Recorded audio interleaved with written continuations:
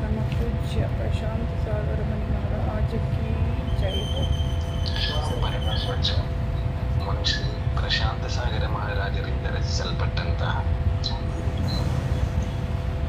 53 ಭಾವಗಳ ಚರ್ಚೆ ಅನ್ನುವ ಕನ್ನಡ ಅನುವಾದಿತ ಗ್ರಂಥವನ್ನು ನಾವು ಸ್ವಾಧ್ಯಾಯ ಮಾಡ್ತಾ ಇದ್ದೇವೆ. ಅದರಲ್ಲಿ ಔಪಶಮಿಕ, ಕ್ಷಾಯಿಕ, ಕ್ಷಾಯೋಪಶಮಿಕ, ಔದಯಿಕ, ಪಾರಿಣಾಮಿಕ ಈ 5 ಭಾವಗಳನ್ನ ಕುರಿತು ಚರ್ಚೆ ಮಾಡಿದ್ದಾರೆ. ಆ 5 ಭಾವಗಳ ಭೇದಗಳ ಸಂಖ್ಯೆಯನ್ನ ನೋಡಿದ್ದೇವೆ. ಅಂದ್ರೆ 53 ಭಾವಗಳಾಗ್ತವೆ. ಇವೇ 5 ಭಾವಗಳನ್ನ ಬಿಡಿಸಿ ನೋಡಿದಾಗ 53 ಭಾವಗಳಾಗ್ತವೆ. ಆ 53 ಭಾವಗಳನ್ನ ಕುರಿತು ನಾವು ಇಲ್ಲಿ ಚರ್ಚೆ ಮಾಡಬೇಕಿದೆ. ನಿನ್ನೆ ಒಂದಷ್ಟು ವಿಷಯಗಳು, ಅಂದ್ರೆ ಅದರ ಭೇದಗಳೇನು, ಅದು ಯಾವ ರೀತಿಯಾಗಿ ಪ್ರಭಾವ ತೋರಿಸ್ತದೆ, ಅಂದ್ರೆ ಉಪಶಮ ಅಂದ್ರೆ ಏನು, ಕ್ಷಾಯಿಕ ಅಂದ್ರೆ ಏನು ಅನ್ನುವಂಥ ವಿಷಯವನ್ನ, ಅದು ಈ ಕರ್ಮದ ಮೇಲಾಗ್ತದೇನೋ ಎಲ್ಲಿ ಆಗ್ತದೆ ಅನ್ನುವಂಥ ವಿಷಯದ ಒಂದಷ್ಟು ಮಾಹಿತಿಯನ್ನ ತಿಳ್ಕೊಂಡಂತೆ ಆಗಿದೆ. ಇನ್ನು ಮುಂದೆ ಗ್ರಂಥಕಾರರು ಏನ್ ಹೇಳ್ತಾರೆ ಅಂತ ಗ್ರಂಥದ ಅನುಸಾರ ಮುಂದೆ ತಿಳಿಯುವಂತ ಪ್ರಯತ್ನ ಮಾಡುವುದು, ಮುಂದೆ ಓದಬೇಕು. ಭಾವಗಳ ಭೇದ, ಧ್ಯೇಯ, ಉಪಾದೇಯ.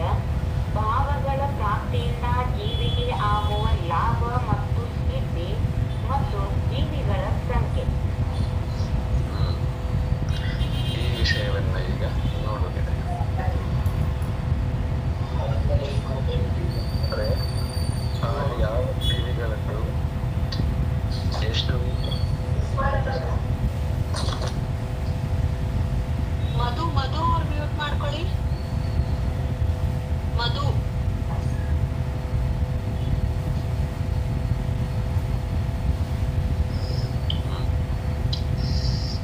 ಹೀಗೆ ಈ 53 ಭಾವಗಳೇನಿದಾವಲ್ಲ,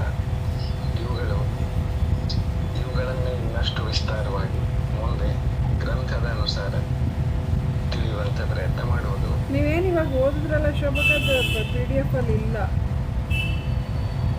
ನೋಡ್ರಿ, ಅಂದ್ರೆ ಅದೇ ಹೆಡ್ಡಿಂಗ್ ಇಲ್ಲ. ಹೆಡ್ಡಿಂಗ್ ಇಲ್ಲ, ಆದ್ರೂ ಮತ್ತೆ ನಾವ್ ಹೇಳ್ಬೇಕಲ್ರಿ. ಅಲ್ಲಲ್ಲ ಹೇಳ್ಬೇಕು, ಅದೇನು PDF ಅಲ್ಲಿ ಹಂಗೆ ಬಂದಿದೆ ಗೊತ್ತಿಲ್ಲ. ಹೇಳಿ. ಹಂಗಿಲ್ಲ, ಕಡೆ ವಿಷಯನ ತಿಳಿಸಿ ಏನೈತೆ ಅನ್ನೋದ. ಅದು ಹೆಸರು ಅಂತ ಇದೆಯಲ್ಲ, ಅಲ್ಲಿ ಉದ್ದ 1 by 1 ಹೇಳ್ಕೊಂಡು ಹೋಗಿದ್ದಾರೆ ವತ್ಸಲಕ್ಕ. Page number 4. ಓಕೆ, ಮುಂದೆ ಓದಿ.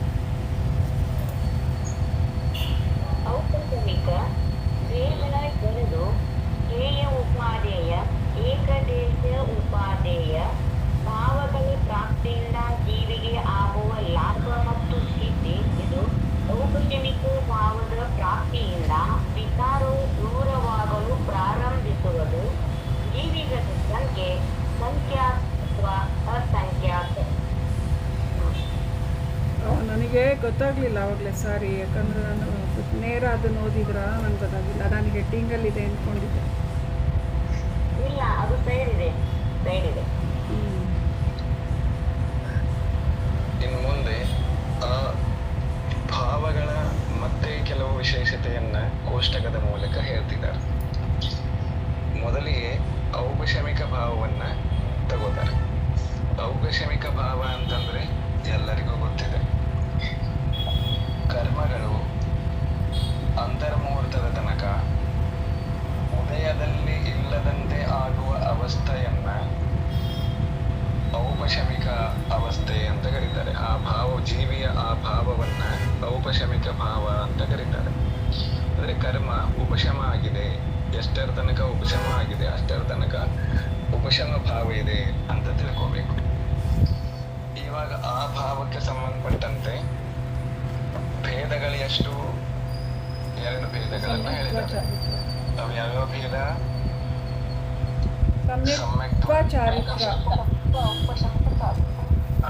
ಇವೆರಡು ಔಪಶಮಿಕದ ಭೇದಗಳು. ಔಪಶಮಿಕ ಸಮ್ಯಕ್ತ್ವ, ಔಪಶಮಿಕ ಚಾರಿತ್ರ.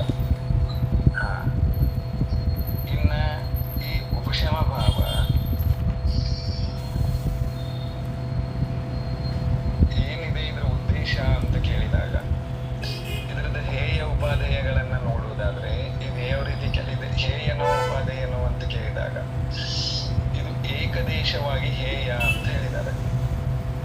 ಯಾಕೆ ಹೇಯ? ಇದು ಅಂತರ್ಮುಹೂರ್ತ ನಂತರ ಬಿಟ್ಟು ಹೋಗೋದ್ರಿಂದ ಹೇಯ. ಇದು ಉಪಾದೇಯ ಹೌದು. ಯಾಕೆ ಉಪಾದೇಯ? ಈ ಔಪಶಮಿಕ ಭಾವ ಮುಂದಿನ ಕಾರ್ಯ ಸಾಧನೆಗೆ ಮೆಟ್ಟಿಲಾಗಿರುವುದರಿಂದ ಇದು ಉಪಾದೇಯ.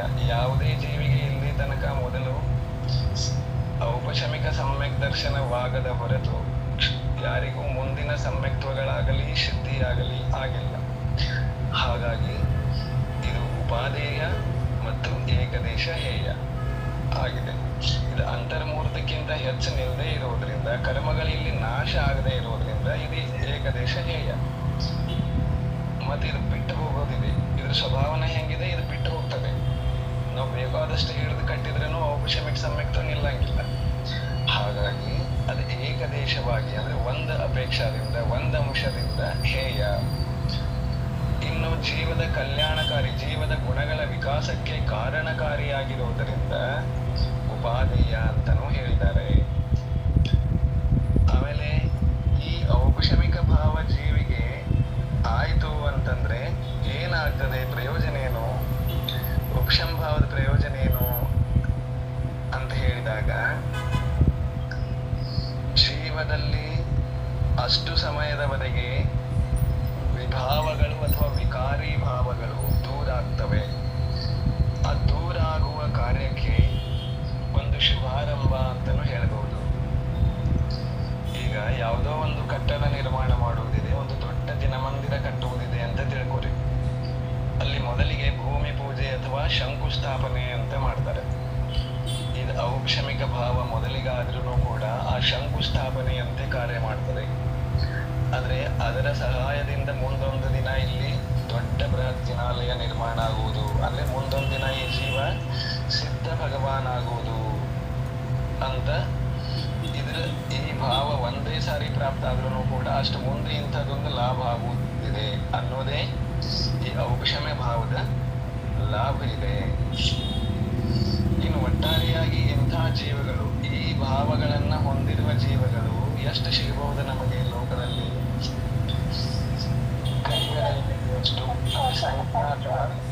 ಸಂಖ್ಯಾತನೂ ಇರಬಹುದು, ಅಸಂಖ್ಯಾತನೂ ಇರಬಹುದು. ಈಗ 4 ಗತಿಯ ಅಪೇಕ್ಷಾ ತಗೊಂಡಾಗ ಅಸಂಖ್ಯಾತನೂ ಆಗ್ಬಹುದು,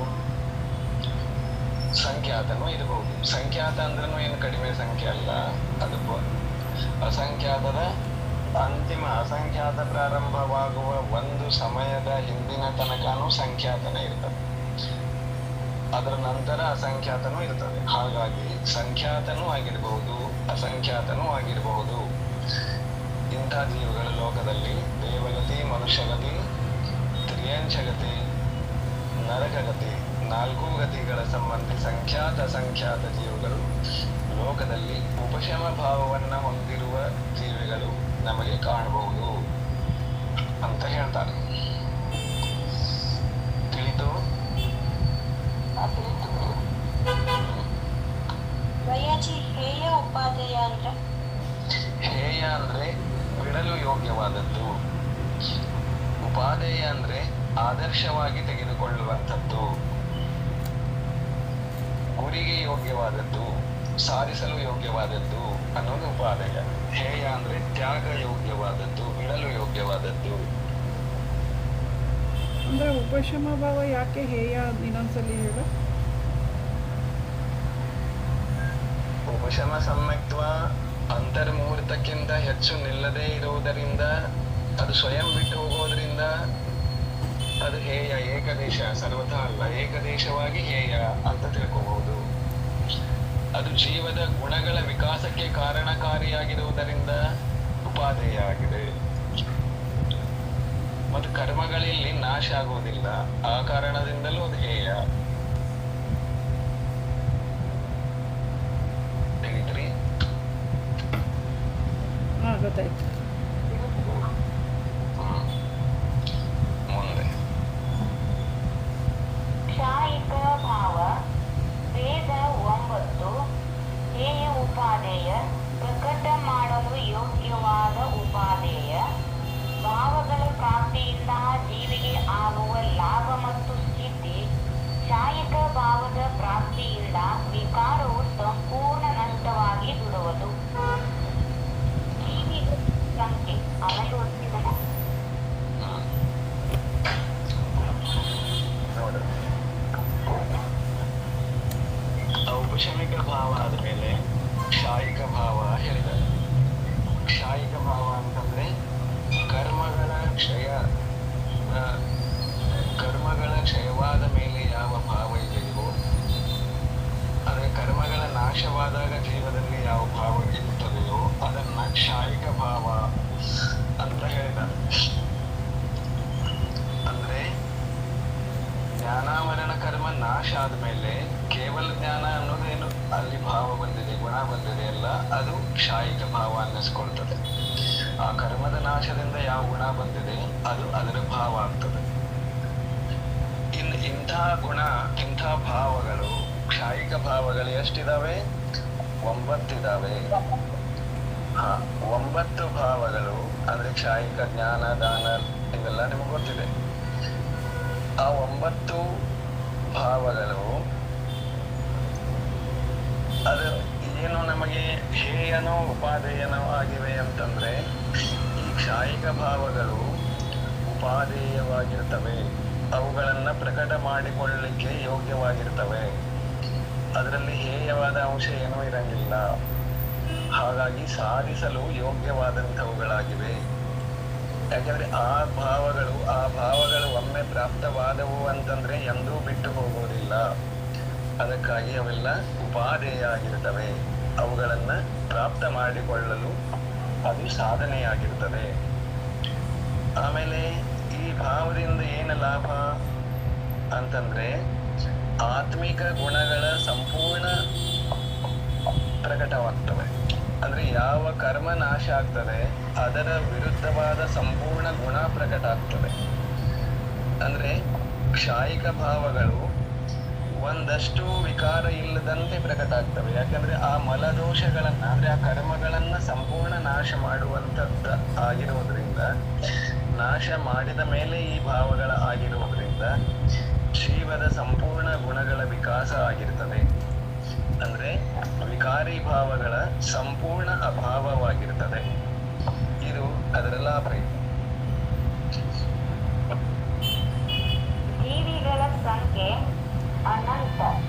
ಔಪಶಮಿಕದಿಂದ ಅನಂತ ಉಳಿತ 4ರಿಂದ 14ನೇ ಗುಣಸ್ಥಾನವರ್ತಿ ಮತ್ತು ಸಕಲ ಸಿದ್ಧ ಜೀವರಾಶಿ. ಇನ್ನು ಕ್ಷಾಯಿಕ ಭಾವಗಳನ್ನ ಹೊಂದಿರುವಂತಹವರ ಸಂಖ್ಯೆ ಎಷ್ಟಿದೆ ಅಂದ್ರೆ ಅನಂತಿದೆ. ಅದು ಎಂಥ ಅನಂತಿದೆ? ಔಪಶಮಿಕ ಭಾವದವರೇನಿದಾರಲ್ಲ, ಅಲ್ಲಿ ಸಂಖ್ಯಾತ ಅಂತ ಹೇಳಿದ್ರಲ್ಲ, ಆ ಸಂಖ್ಯೆಗೆ ಅನಂತದಿಂದ ಗುಣಾಕಾರ ಮಾಡಬೇಕು. ಅಂದ್ರೆ ಸಂಖ್ಯಾತ ಅಥವಾ ಅಸಂಖ್ಯಾತಕ್ಕೆ ಗುಳ್ಳೆ ಅನಂತ ಮಾಡಿದ್ರೆ ಎಷ್ಟು ಬರಬಹುದು? ಅನಂತನೇ ಬರ್ತದೆ. ಯಾಕಂದ್ರೆ ಮೊದಲೇ ಅನಂತ ಇದೆ, ಅನಂತದಿಂದನೇ ಗುಣಿತ ಮಾಡ್ತಾ ಇದ್ದೇವೆ. ಅಂತ ಅನಂತಗಳ ಅಸಂಖ್ಯಾತ ಆದ್ರೆ ಮತ್ತು ಅನಂತನೇ ಅನ್ನಿಸ್ಕೊಳ್ತದೆ. ಹಾಗಾಗಿ ಅನಂತ ಜೀವರಿದ್ದಾರೆ. ಕ್ಷಾಯಿಕ ಜೀವಿಗಳು ಎಷ್ಟಿದ್ದಾರೆ ಲೋಕದಲ್ಲಿ? ಅನಂತ ಇದ್ದಾರೆ. ಯಾರ್ಯಾರು ಕ್ಷಾಯಿಕ ಭಾವದಲ್ಲಿದ್ದಾರೆ, ಯಾರ್ಯಾರು ಇರಬಹುದು ಅಂತಂದ್ರೆ, ಕ್ಷಾಯಿಕ ಭಾವ ಎಲ್ಲಿಂದ ಪ್ರಾಪ್ತ ಶುರು ಆಗಬಹುದು ಅಂತಂದ್ರೆ 4ನೇ ಗುಣಸ್ಥಾನದಿಂದ ಪ್ರಾರಂಭ ಇದೆ. ಕ್ಷಾಯಿಕ ಭಾವ 4ನೇ ಗುಣಸ್ಥಾನದಲ್ಲಿ ಒಂದು ವೇಳೆ ದರ್ಶನ ಮೋಹ ನಾಶ ಆಗಿತ್ತು ಅಂತಂದ್ರ ಆ ಸಂಬಂಧಿ ಕ್ಷಾಯಿಕ ಭಾವ ಅಲ್ಲಿ ಇರ್ತದೆ. ಆ ಒಂದೊಂದು ಕ್ಷಾಯಿಕ ಭಾವಗಳ ಅಪೇಕ್ಷದಿಂದ ಸಂಪೂರ್ಣ ಶರೀರಧಾರಿ ಜೀವಗಳಲ್ಲಿ 14ನೇ ಗುಣಸ್ಥಾನದ ತನಕನೂ ಇರಬಹುದು ಯಾರು ಕ್ಷಾಯಿಕ ಭಾವದವರು. ಆಮೇಲೆ ಸಿದ್ಧ ಭಗವಾನರಂತೂ ಕ್ಷಾಯಿಕ ಭಾವಧಾರಿನೇ ಆಗಿರ್ತಾರೆ, ಸಂಪೂರ್ಣ ಸಿದ್ಧರೆಲ್ಲರೂ ಕೂಡ. ಹಾಗಾಗಿ 4ರಿಂದ 14ನೇ ಗುಣಸ್ಥಾನವರ್ತಿ ಜೀವರುಗಳಲ್ಲಿಯೂ ಮತ್ತು ಅನಂತ ಸಿದ್ಧ ಪರಮೇಷ್ಠಿಗಳಲ್ಲಿಯೂ ಈ ಕ್ಷಾಯಿಕ ಭಾವ ಕಂಡು ಬರುತ್ತದೆ. ತಿಳಿದ್ರಿ?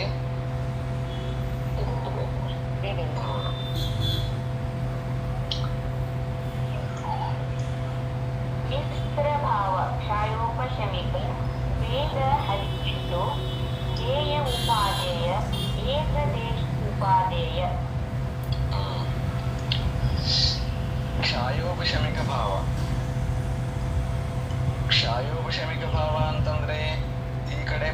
ನಾಶನೂ ಅಲ್ಲ, ಈ ಕಡೆ ಸಂಪೂರ್ಣ ದೋಷರಹಿತನೂ ಅಲ್ಲ,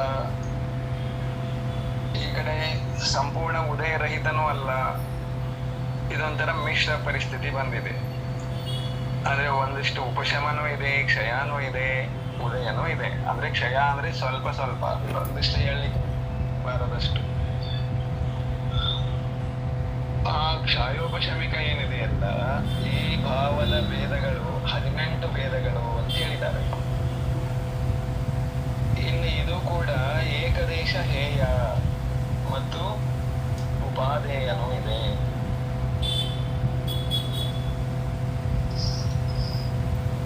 ಸಾರಿ, ಭಾವಗಳ ಪ್ರಾಪ್ತಿಯಿಂದ ಒಂದ್ ನಿಮಿಷ.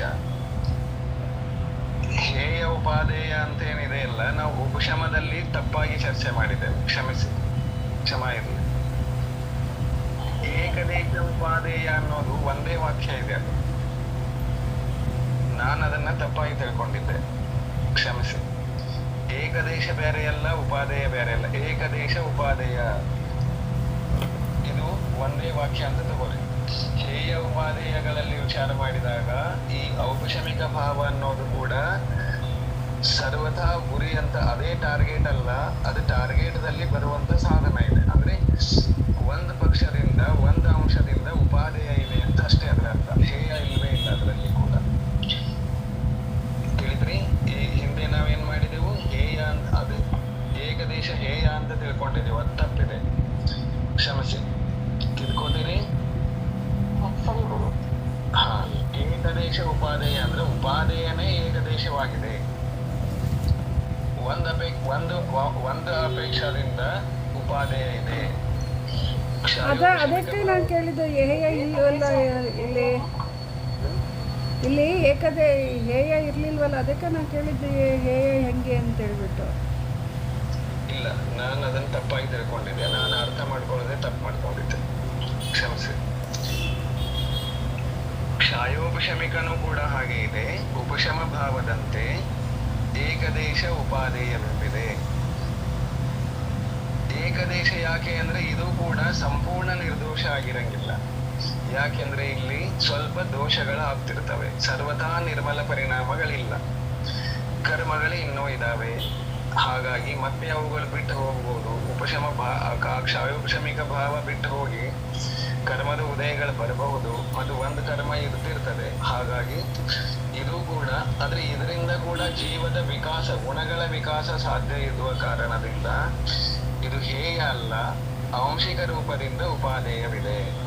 ಎರಡು ಭಾವಗಳ ಉಪಾದೇಯ ಇದ್ದಾವೆ, ಆಂಶಿಕ ರೂಪದಿಂದ ಉಪಾದೇಯ. ಯಾವ್ಯಾವು? ಉಪಶಮ ಭಾವ, ಕ್ಷಯೋಪಶಮ ಭಾವ, ಎರಡೂ ಕೂಡ ಉಪಾದೇಯನೇ ಇವೆ. ಇನ್ನು ಕ್ಷಾಯಿಕ ಭಾವ ಏನಿದೆ, ಅದು ಸರ್ವಥಾ ಯೋಗ್ಯವಾದಂತ ಉಪಾದೇಯ ಇದೆ, ಅದು ಪ್ರಕಟ ಮಾಡಿಕೊಳ್ಳಿಕ್ಕೆ ಯೋಗ್ಯವಾದಂತದ್ದಿದೆ. ಅದು ಏಕದೇಶ ಇಲ್ಲ, ಸಂಪೂರ್ಣ ಇದೆ. ಏಕದೇಶ ಅಂದ್ರೆ ಏನು? ಒಂದ್ ಅಂಶ, ಒಂದ್ ಅಪೇಕ್ಷಾ ಅಂತ ತಿಳ್ಕೊಬೇಕು. ಸರ್ವಥಾ ಅಲ್ಲ, ಒಂದು ರೀತಿಯಿಂದ ಅಂತೀವಲ್ಲ, ಒಂದು ರೀತಿಯಿಂದ, ಒಂದು ಪಕ್ಷದಿಂದ, ಒಂದು ಅಪೇಕ್ಷಾದಿಂದ. ಉದಾಹರಣೆ ನಾವು ಕೊಡ್ಬೋದು.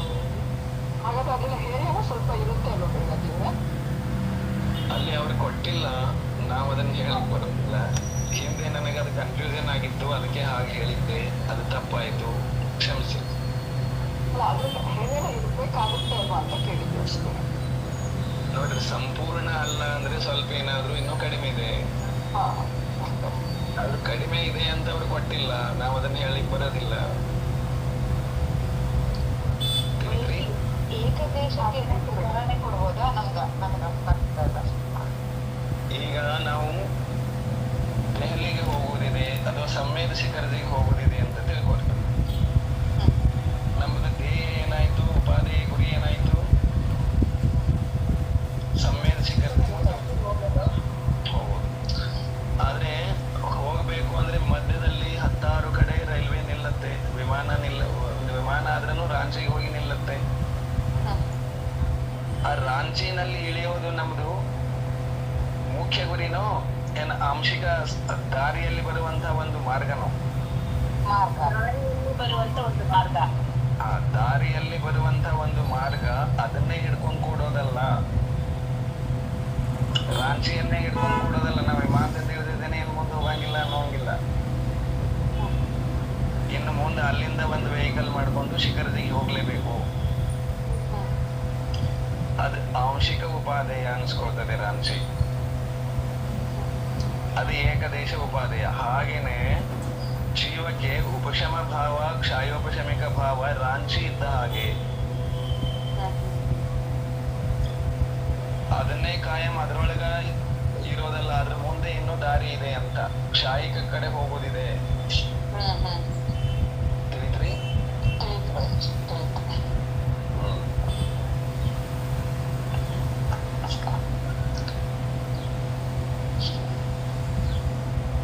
ಕ್ಷಾಯೋಪಶಮ ಭಾವದ ಪ್ರಾಪ್ತಿಯಿಂದ ವಿಕಾರವು ಏಕದೇಶವಾಗಿ ನಷ್ಟವಾಗುವುದು.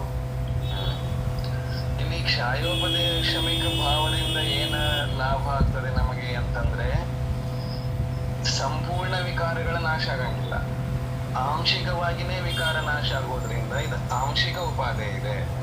ಇದು ಲಾಭ ಇದೆ ನೋಡ್ರಿ. ಇದು ಈ ರೀತಿ ತಗೋಬಹುದು. ಲಾಭ ನಮಗ ಆಂಶಿಕವಾಗಿದೆ, ಪೂರ್ಣ ಇಲ್ಲ.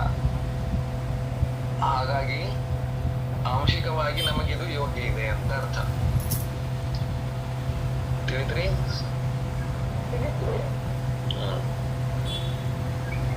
ಜೀವಿಗಳ ಸಂಖ್ಯೆ ಅನಂತ, ಕ್ಷಾಯಿಕದಿಂದ ಅನಂತ ಗುಣಿತ 1ರಿಂದ 12ನೇ ಗುಣಸ್ಥಾನ ವರ್ತಿ.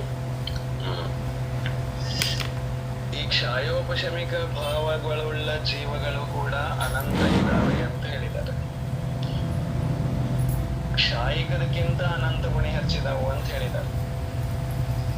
ಕ್ಷಾಯೋಪಶಮಿಕ ಭಾವಧಾರಿ ಜೀವಗಳು. ಇಲ್ಲಿ ಮತ್ತೆ ಕನ್ಫ್ಯೂಷನ್ ಮಾಡ್ಕೋಬಾರ್ದು.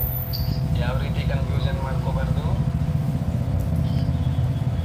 ಸಮ್ಯಕ್ ದರ್ಶನಕ್ಕೆ ಹೊಂದಿಸಿ ನೋಡ್ಕೋಬಾರ್ದು. ಅರ್ಥ ಆಯ್ತು? ಯಾಕೆಂದ್ರೆ ಸಂಸಾರದಲ್ಲಿ ಸಮ್ಯಕ್ ದೃಷ್ಟಿ ಜೀವಗಳು ಅನಂತ ಇದಾವೇನು? ಇಲ್ಲ, ನನ್ ಸಮ್ಯಕ್ ದೃಷ್ಟಿ ಜೀವಗಳು ಕಮ್ಮಿ ಇದೆ. 700 ಏನೋ ಬರುತ್ತಲ್ಲ, 700 ಕೋಟಿ ಅಂತಾನೆ ಬರ್ತದೆ. ಅದು ಮನುಷ್ಯರದಾಯ್ತು. ಜೀವಿಗಳದ್ದು ಅಸಂಖ್ಯ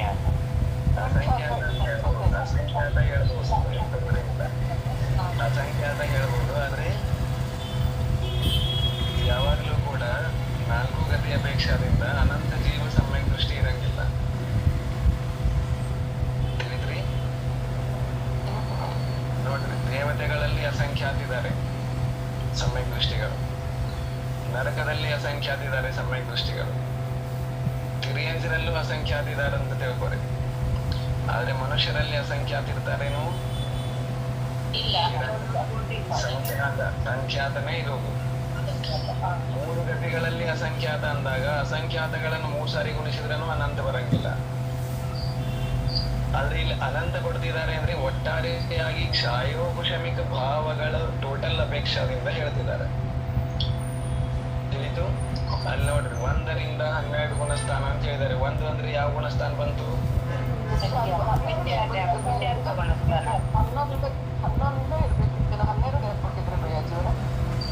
12ರಲ್ಲಿನೂ ಕೂಡ ಇನ್ನೂ ಅಲ್ಲಿ ಚತುವಸ್ಥ ಇದ್ದಾರೆ. ಕ್ಷಾಯಿಕ ಭಾವ ಇನ್ನೂ ಅಲ್ಲಿ ಪೂರ್ಣ ಆಗಿಲ್ಲಲ್ಲ. 12 ತನಕ ಕ್ಷಾಯೋಪಶಮಿಕ ಭಾವ ಇರ್ಲಿಕ್ಕೆ ಸಾಧ್ಯ ಇದೆ.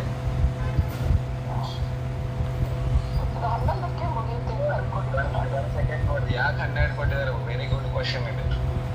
12ರಲ್ಲಿ ಮೋಹನೀಕ ಕರ್ಮನಾಶ ಆದಾಗ 12 ಬಂತು. 12 ಇರೋ ತನಕ ಇನ್ನ ಜ್ಞಾನಾವರಣ ಇದೆಯಲ್ಲ. 3 ಕರ್ಮ ಕ್ಷಾಯಿಕ ಇದಾವೆ, ಕ್ಷಾಯೋಪಶಮಿಕ ಇದಾವೆ. ನಾವು ಯಾವಾಗ ಕ್ಷಯ ಆಗ್ತವೋ ಅವಾಗ ಗುಣಸ್ಥಾನ ಚೇಂಜ್ ಆಗ್ತದೆ. ಅದಕ್ಕೋಸ್ಕರ ಅಲ್ಲಿ ಕ್ಷಾಯೋಪಶಮಿಕ ಭಾವ ಹೇಳಿದ್ದಾರೆ. ಇಷ್ಟು ಸೂಕ್ಷ್ಮ ಇದೆ ವಿಷಯ. ತಿಳಿದ್ರಿ?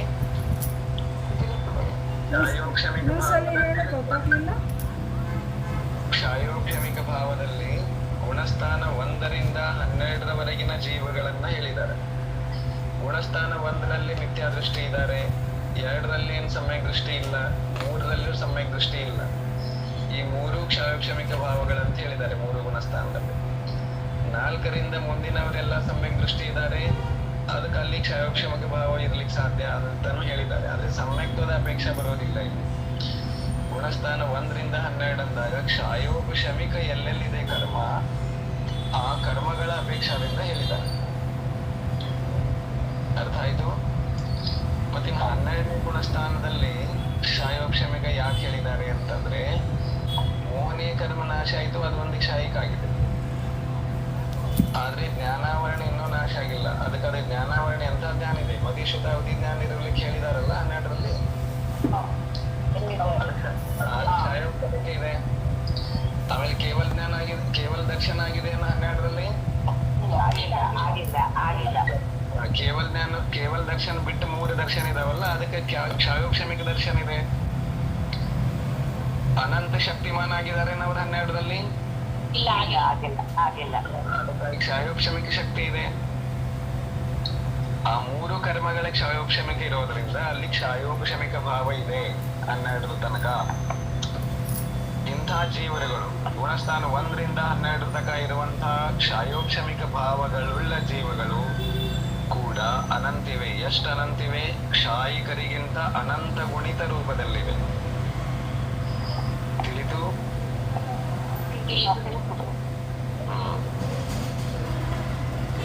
ಇದು ಕ್ಷಯೋಪಶಮಿಕ ಭಾವದ ಸ್ವರೂಪ. ಕ್ಷಯೋಪಶಮಿಕ ಭಾವ ಏಕದೇಶ ಉಪಾದೇಯ ಇದೆ, ಅಂದ್ರೆ ಆಂಶಿಕ ರೂಪದಿಂದ ಸಾಧನೆಗೆ ಯೋಗ್ಯ ಇದೆ, ಸಾಧನೆಗೆ ಬಾಧಕ ಅಲ್ಲ, ಪೂರಕ ಇದೆ. ಆಮೇಲೆ ಕ್ಷಯೋಪಶಮಿಕ ಭಾವದಿಂದ ನಮಗೆ ಆಂಶಿಕವಾಗಿ ವಿಕಾರಿ ಭಾವಗಳು ನಷ್ಟವಾಗ್ತವೆ, ಕರ್ಮಗಳು ಆಂಶಿಕವಾಗಿ ನಾಶ ಆಗ್ತವೆ, ಹಾಗಾಗಿ ಲಾಭ ಇದೆ. ಆಮೇಲೆ ಇವರ ಸಂಖ್ಯೆ ಎಷ್ಟಿದೆ ಕ್ಷಯೋಪಶಮಿಕದವ್ರದ್ದು ಅಂತಂದ್ರೆ ಅನಂತ ಇದ್ದಾರೆ. ಅಂದ್ರೆ ಕ್ಷಾಯಿಕ ಭಾವಧಾರಿಗಳಿಗಿಂತ ಅನಂತ ಪಟ್ಟು ಹೆಚ್ಚಿದ್ದಾರೆ. ಹೀಗೆ ತಿಳ್ಕೋಬೇಕು ಕ್ಷಯೋಪಶಮಿಕದ್ದು. ಅಯೋಧ್ಯೆ ಕ್ಷಯೋಪಶಮಿಕ ಸಂವೇದಕಕ್ಕೂ ಈ ಭಾವನೆಗಳಿಗೂ ಮೇನ್ ಡಿಫ್ರೆನ್ಸ್ ಏನಿದೆ ಅಂದ್ರೆ, ಕ್ಷಯೋಪಶಮಿಕ ಸಮ್ಯಕ್ತ್ವ ಬೇಕು ಅಥವಾ ಕ್ಷಯೋಪಶಮಿಕ ಭಾವದ ಸಮ್ಯಕ್ತ್ವ ತೆಗೆದುಕೊಂಡಾಗ ಅದು ಮೋಹನೀಯ ಕರ್ಮದ ಕ್ಷಯೋಪಶಮ ಮಾತ್ರಕ್ಕೆ ಸಂಬಂಧಪಡುತ್ತದೆ. ಇನ್ನು ಜ್ಞಾನಾವರಣ ಕರ್ಮದ ಕ್ಷಯೋಪಶಮ ಅದು ಕೂಡ ಭಾವ ಇದೆ, ಕ್ಷಯೋಪಶಮ. ಜ್ಞಾನದ ಕ್ಷಯೋಪಶಮ ಭಾವ ಇದೆ, ಜ್ಞಾನಾವರಣದ ಕ್ಷಯೋಪಶಮ ಇದೆ. ದರ್ಶನಕ್ಕೆ ಸಂಬಂಧಪಟ್ಟದ್ದು ದರ್ಶನಾವರಣದ ಕ್ಷಯೋಪಶಮಕ್ಕೆ ಸಂಬಂಧಪಟ್ಟದ್ದಿದೆ. ಅವೆಲ್ಲ ಭಾವಗಳೇ ಇದಾವಲ್ಲ, ಅದೇ ಆ ಕರ್ಮಕ್ಕೆ ಸಂಬಂಧಪಟ್ಟಿರುತ್ತೆ. ಎಲ್ಲದಕ್ಕೂ ಸಂಬಂಧಪಡ್ತದೆ. ಮೋಹನೀಯ, ಜ್ಞಾನಾವರಣ, ಅಂತರಾಯ, ದರ್ಶನಾವರಣ. ಎಲ್ಲೆಲ್ಲಿ ಕ್ಷಯೋಪಶಮ ಆಗಕ್ ಸಾಧ್ಯತೆ ಇಲ್ಲ ಅದರ ಅಪೇಕ್ಷಾದಿಂದ. ಸರಿ ಬನ್ನಿ. ಅಂದ್ರೆ ಪೂರ್ತಿನೇ ಡಿಫ್ರೆನ್ಸ್ ಅಂತಾನೆ ಆಗೋಯ್ತು. ಈಗ ನಾವು ಗುಣಸ್ಥಾನ ಎಲ್ಲ ನೋಡ್ತಾ ಹೋದ್ರೆ ಸಮ್ಯಕ್ತೇ ಇದೇ ಬೇರೆ ಲೈನೇ ಬೇರೆ ಬೇರೆನೆ ಆಗೋಯ್ತು. ನೋಡ್ರಿ, ಒಂದ್ ವೇಳೆ ಗುಣಸ್ಥಾನದ ನಮಗ್ ಸರಿಯಾಗಿ ಅರ್ಥ ಆಗಿಲ್ಲ ಅಂತಂದ್ರ, ಅಲ್ಲಿ ಅವ್ರ ಗುಣಸ್ಥಾನ 1ರಿಂದ 12 ಅಂತ ಕೊಡ್ಲಿಲ್ಲ ಅಂತಂದ್ರೆ ನಾವೇನ್ ಅರ್ಥ ಮಾಡ್ಕೋತಿದ್ದೆವು? ಕ್ಷಯೋಪಶಮಿಕ ಸಮ್ಯಕ್ ದೃಷ್ಟಿಗಳು ಅನಂತಿದ್ದಾರೆ ಅಂತ ತಿಳ್ಕೊತಿದ್ದೆವು. ಅವ್ರನ್ನಷ್ಟೇ ತಗೋತಿದ್ವಿ. ಹೌದೇನಿಲ್ಲ? ಹೌದು, ಮಿತ್ರ ದೃಷ್ಟಿ ಲೆಕ್ಕಕ್ಕೆ ಬರ್ತಿರ್ಲಿಲ್ಲ. ಈ ಗುಣಸ್ಥಾನ ಗೊತ್ತು ಮಾಡ್ಕೊಳ್ಳೋದ್ರಿಂದ ಏನ್ ಲಾಭ ಇದೆ ಅಂದ್ರ ಇದ್ರ ಮರ್ಮ ಗೊತ್ತಾಗ. ಗುಣಸ್ಥಾನ 1 ಅಂತಾನು ಇಟ್ಕೊಂಡಿದಾರಲ್ಲ, ಈ ಸಮ್ಯಕ್ ದೃಷ್ಟಿ ಹೇಗ್ ಬಂತು ವಿಚಾರ ಬರ್ತದೆ. ಅದಕ್ಕಾಗಿ ಗುಣಸ್ಥಾನ ಇದು ಬಂತು ಅಂದ್ರೆ ಜೈನ ಸಿದ್ಧಾಂತ ಏನಿದೆಯಲ್ಲ ಅದರ ತಳಪಾಯ ನಮ್ಮಲ್ಲಿ ಗಟ್ಟಿಯಾದಂತಾಯ್ತು ಅಂತ ಅರ್ಥ. ಗುಣಸ್ಥಾನ ಬರಲಿಲ್ಲ ನಮಗೆ ಏನೇನೋ ಬರೋದಿಲ್ಲ ಅಂತಾನೆ ಅರ್ಥ. ಸುಮ್ನೆ ಅವ್ರು ಹೇಳಿದ್ದು ನೀವ್ ಹಿಂಗ್ ಹೇಳ್ತೀರಿ, ನಿಮ್ದು ಸರಿನಾ, ನೀವ್ ಹಿಂಗ್ ಹೇಳ್ತೀರಿ, ನಿಮ್ದು ಸರಿನಾ, ಹಿಂಗ ಅನ್ಕೋತ ಹೋಗುದಾಗ್ತದೆ. ತಿಳಿದ್ರಿ? ಅವ್ರಿಗೆ ಸಮ್ಯಕ್ ದರ್ಶನ ಇಲ್ಲ, ಮಿಥ್ಯ ಅಥವಾ ಗುಣಸ್ಥಾನದಲ್ಲಿ ಇರ್ತಾರೆ, ಅವ್ರಿಗೆ ಕ್ಷಯೋಪಶಮ ಭಾವಗಳು ಹೇಗೆ ಬರ್ತದೆ? ಈಗ ಅವ್ರಿಗೆ ಕೇವಲ ಜ್ಞಾನ ಆಗಿದೇನೋ ಏನ? ಈಗ ಒಬ್ಬ ವ್ಯಕ್ತಿ ಇದಾರೆ ಅಂತ ತಿಳ್ಕೊಳ್ಳಿ, ಯಾರಂತ ತಿಳ್ಕೊದ್ರಿ, ಒಬ್ಬ ಜೈನ ವ್ಯಕ್ತಿನ ಬಿಟ್ಬಿಟ್ರಿ, ಬ್ರಾಹ್ಮಣ ವ್ಯಕ್ತಿ ಇದ್ದಾರೆ ಅಂತ ತಿಳ್ಕೊಳ್ಳಿ. ಬ್ರಾಹ್ಮಣ ವ್ಯಕ್ತಿಗೆ ಎಲ್ಲಾ ವೇದಗಳು ಬರ್ತವೆ, ಅವರಿಗೂ ಜೀವನ ಇದೆ, ಅವರು ಎಲ್ಲಾ ಕಡೆ ಬುದ್ಧಿಶಕ್ತಿಯಲ್ಲಿ ಬಹಳ ಶಾಣೆ ಅನ್ಸ್ಕೊಂಡಿದ್ದಾರೆ, ಅವರಿಗೂ ಸಂಸಾರ ಇದೆ, ಹೆಂಡತಿ ಮಕ್ಕಳು, ತಂದೆ ತಾಯಿ ಮೊಮ್ಮಕ್ಕಳೆಲ್ಲನೂ ಇದ್ದಾರೆ. ಅವರಿಗೆ ತಿಳುವಳಿಕೆ ಇದೆ ಅಲ್ಲ, ಅದು ಎಂಥ ತಿಳುವಳಿಕೆ ಇದೆ? ಕ್ಷಾಯೋಪಶಮಿತ ತಿಳುವಳಿಕೆನೆ. ಮಿಥ್ಯಾತ್ಪದ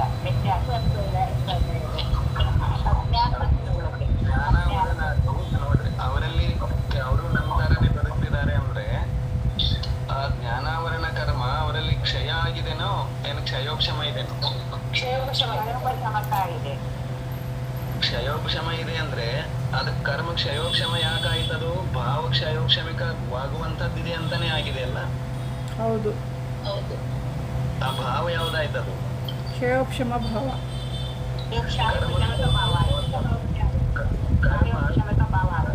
ಕರ್ಮ ಕ್ಷಯೋಪಶಮ ಆಗಿದೆ ಅಂದ್ರೆ ಭಾವ ಕ್ಷಯೋಪಶಮಿಕ ಆಟೋಮೆಟಿಕಲಿ ಅಂತ ತಿಳ್ಕೊಬೇಕು. ಆಮೇಲೆ ದರ್ಶನ ಇದೆ, ಅವರ ಕಣ್ಣುಗಳಿಂದ ಎಷ್ಟು ದೂರ ನೋಡ್ತಿದ್ದಾರೆ? ಏನ್ ಲೋಕ ಎಲ್ಲ ನೋಡ್ತಿದ್ದಾರೆ? ಇಲ್ಲ, ಅವರ ದರ್ಶನ ಕೇವಲ ದರ್ಶನ ಇದೆಯೋ ಏನ್ ಚಕ್ಷುವಾದಿ ಇದೆಯೋ? ಚಕ್ಷು ಅಷ್ಟೇ. ಚಕ್ಷು ದರ್ಶನ ಇದು ಕ್ಷಾಯಿಕ ಭಾವದಿಂದ ಬಂದಿದೆನೋ ಏನ್ ಕ್ಷಾಯೋಪಶಮಿಕ ಭಾವ ಇದೆ? ಕ್ಷಯೋಪಶಮ ಭಾವ. ಕ್ಷಾಯೋಪಶಮಕ ಭಾವ ಇದೆ. ಈ ನೋಡೋದು ತಿಳಿಯೋದಕ್ಕೆ ಸಮ್ಯಕ್ ದರ್ಶನ ಏನಾದ್ರೂ ಕಾರಣ ಇದೆನೋ? ಇಲ್ಲ, ಇಲ್ಲ, ಇಲ್ಲ ಇಲ್ಲ ಇಲ್ಲ ಅಂತಂದ್ಮೇಲೆ ಈ ಭಾವ ಕ್ಷಾಯೋಪಶಮಿಕ ಅಂತ ಬಂದಾಗ ಅದು ಸಮ್ಯಕ್ ಬಗ್ಗೆ ಹೇಳ್ತಿದ್ದಾರೆ ಅಂತ ತಿಳ್ಕೊಕೂಡುದು. ಅದು ಎಲ್ಲಿ ಪ್ರಸಂಗ ಇದೆ ಅಲ್ಲಿ ಮಾತ್ರ ತಿಳ್ಕೊಬೇಕು. ಸಮ್ಯಕ್ ದರ್ಶನದ ಕಥನ ನಡೆಯುವಾಗ ಅಲ್ಲಿ ಕ್ಷಾಯೋಪಶಮಿಕ ಅಂತ ಬಂತು ಅಂದ್ರೆ ಕ್ಷಾಯೋಪಶಮಿಕ ಸಮ್ಯಕ್ತವ ಅಂತ ತಿಳ್ಕೊಬೇಕು. ಸರ್ವೇ ಸಾಧಾರಣವಾಗಿ ಚರ್ಚೆ ಬಂದಾಗ ಒಟ್ಟಾರೆಯಾಗಿ ಕರ್ಮದ ಕ್ಷಯೋಪಶಮ ಆಗಿದೆ, ಅದರ ಸಂಬಂಧಿ ಭಾವ ಅಂತ ತಿಳ್ಕೊಬೇಕು. ತಿಳಿದ್ರಿ?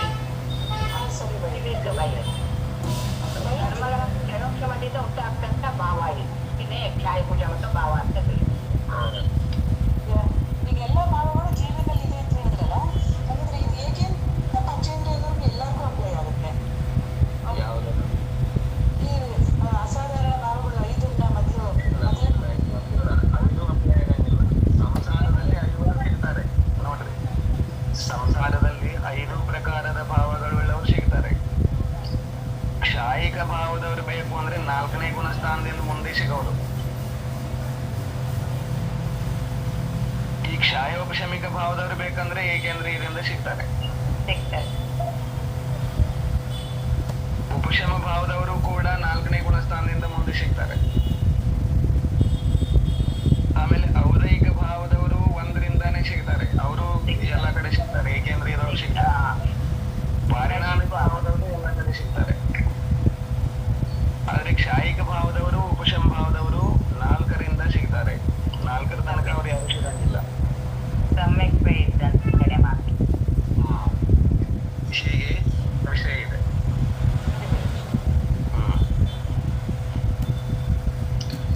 ಮುಂದುವರಿಸಿ. ಔದಯಿಕ ಭಾವ ಭೇದ 21 ಹೇಯ ಉಪಾದೇಯ ಹೇಯ. ಔದಯಿಕ ಭಾವ ಎಷ್ಟು ಭೇದಗಳನ್ನು ಹೊಂದಿದೆ ಅಂದ್ರೆ 21 ಭೇದಗಳನ್ನ ಹೊಂದಿದೆ. ಔದಯಿಕ ಭಾವ ಅಂದ್ರೆ ಕರ್ಮದ ಉದಯದಿಂದ ಆಗುವ ಭಾವಗಳು ಔದಯಿಕ ಭಾವಗಳು. ಕ್ರೋಧ ಕಷಾಯ ಬಂದಾಗ ಕ್ರೋಧಿತನಾಗುವುದು, ಇದು ಔದಯಿಕ ಭಾವ. ಕ್ರೋಧದ ನಿಮಿತ್ತಗಳನ್ನ ಕಂಡು ಕ್ರೋಧಿತನಾಗುವುದು, ಇದು ಔದಯಿಕ ಭಾವ. ಮನುಷ್ಯದಲ್ಲಿ ಜನ್ಮ ಪಡೆದು ಮನುಷ್ಯರಂತೆ ವರ್ತಿಸುವುದು ಔದಯಿಕ ಭಾವ. ತಿರ್ಯಂಚರಲ್ಲಿ ಜನ್ಮ ಪಡೆದು ತಿರ್ಯಂಚರಂತೆ ವರ್ತಿಸುವುದು ಔದಯಿಕ ಭಾವ. ಗತಿ ಸಂಬಂಧಿ ಔದಯಿಕ ಭಾವ. ಇದು ಹೇಗೆ ಇದೆ? ಕರ್ಮದ ನಿಮಿತ್ತದಿಂದ ಕರ್ಮದಂತೆ ಆಡುವುದು ಯೋಗ್ಯವಲ್ಲ. ನೆನ್ಪಿಟ್ಕೊಳ್ಳಿ ಎಲ್ಲರೂ. ನನ್ನ ಕರ್ಮ ಹಿಂಗ ಇದೆ, ಅದಕ್ಕೆ ನಾ ಹೆಂಗ ಮಾಡ್ತೇನೆ ಅಂತೀವಲ್ಲ, ಅಂತೀವಿಲ್ಲೋ? ಅದು ಹೇಯ. ಹೇಯ ಹೇಯ ಅಂದ್ರೆ ಯೋಗ್ಯವಲ್ಲದ್ದು. ಅದು ತ್ಯಾಗ ಮಾಡಲಿಕ್ಕೆ ಬೇಕು. ಕರ್ಮದ ಕಾರಣದಿಂದ ಆಗುವ ಭಾವಗಳನ್ನ ತ್ಯಾಗ ಮಾಡಿರಿ ಅಂತ ಭಗವಾನರು ಹೇಳ್ತಿದ್ದಾರೆ. ಇದು ಔದಯಿಕ ಭಾವಗಳು ಹೇಯ ಇದಾವೆ. ಅಲ್ಲಿ ಆಂಶಿಕ ರೂಪದಿಂದನೂ ಉಪಾದೇಯ ಇಲ್ಲ ಅಂತ ಹೇಳಿದ್ದಾರೆ.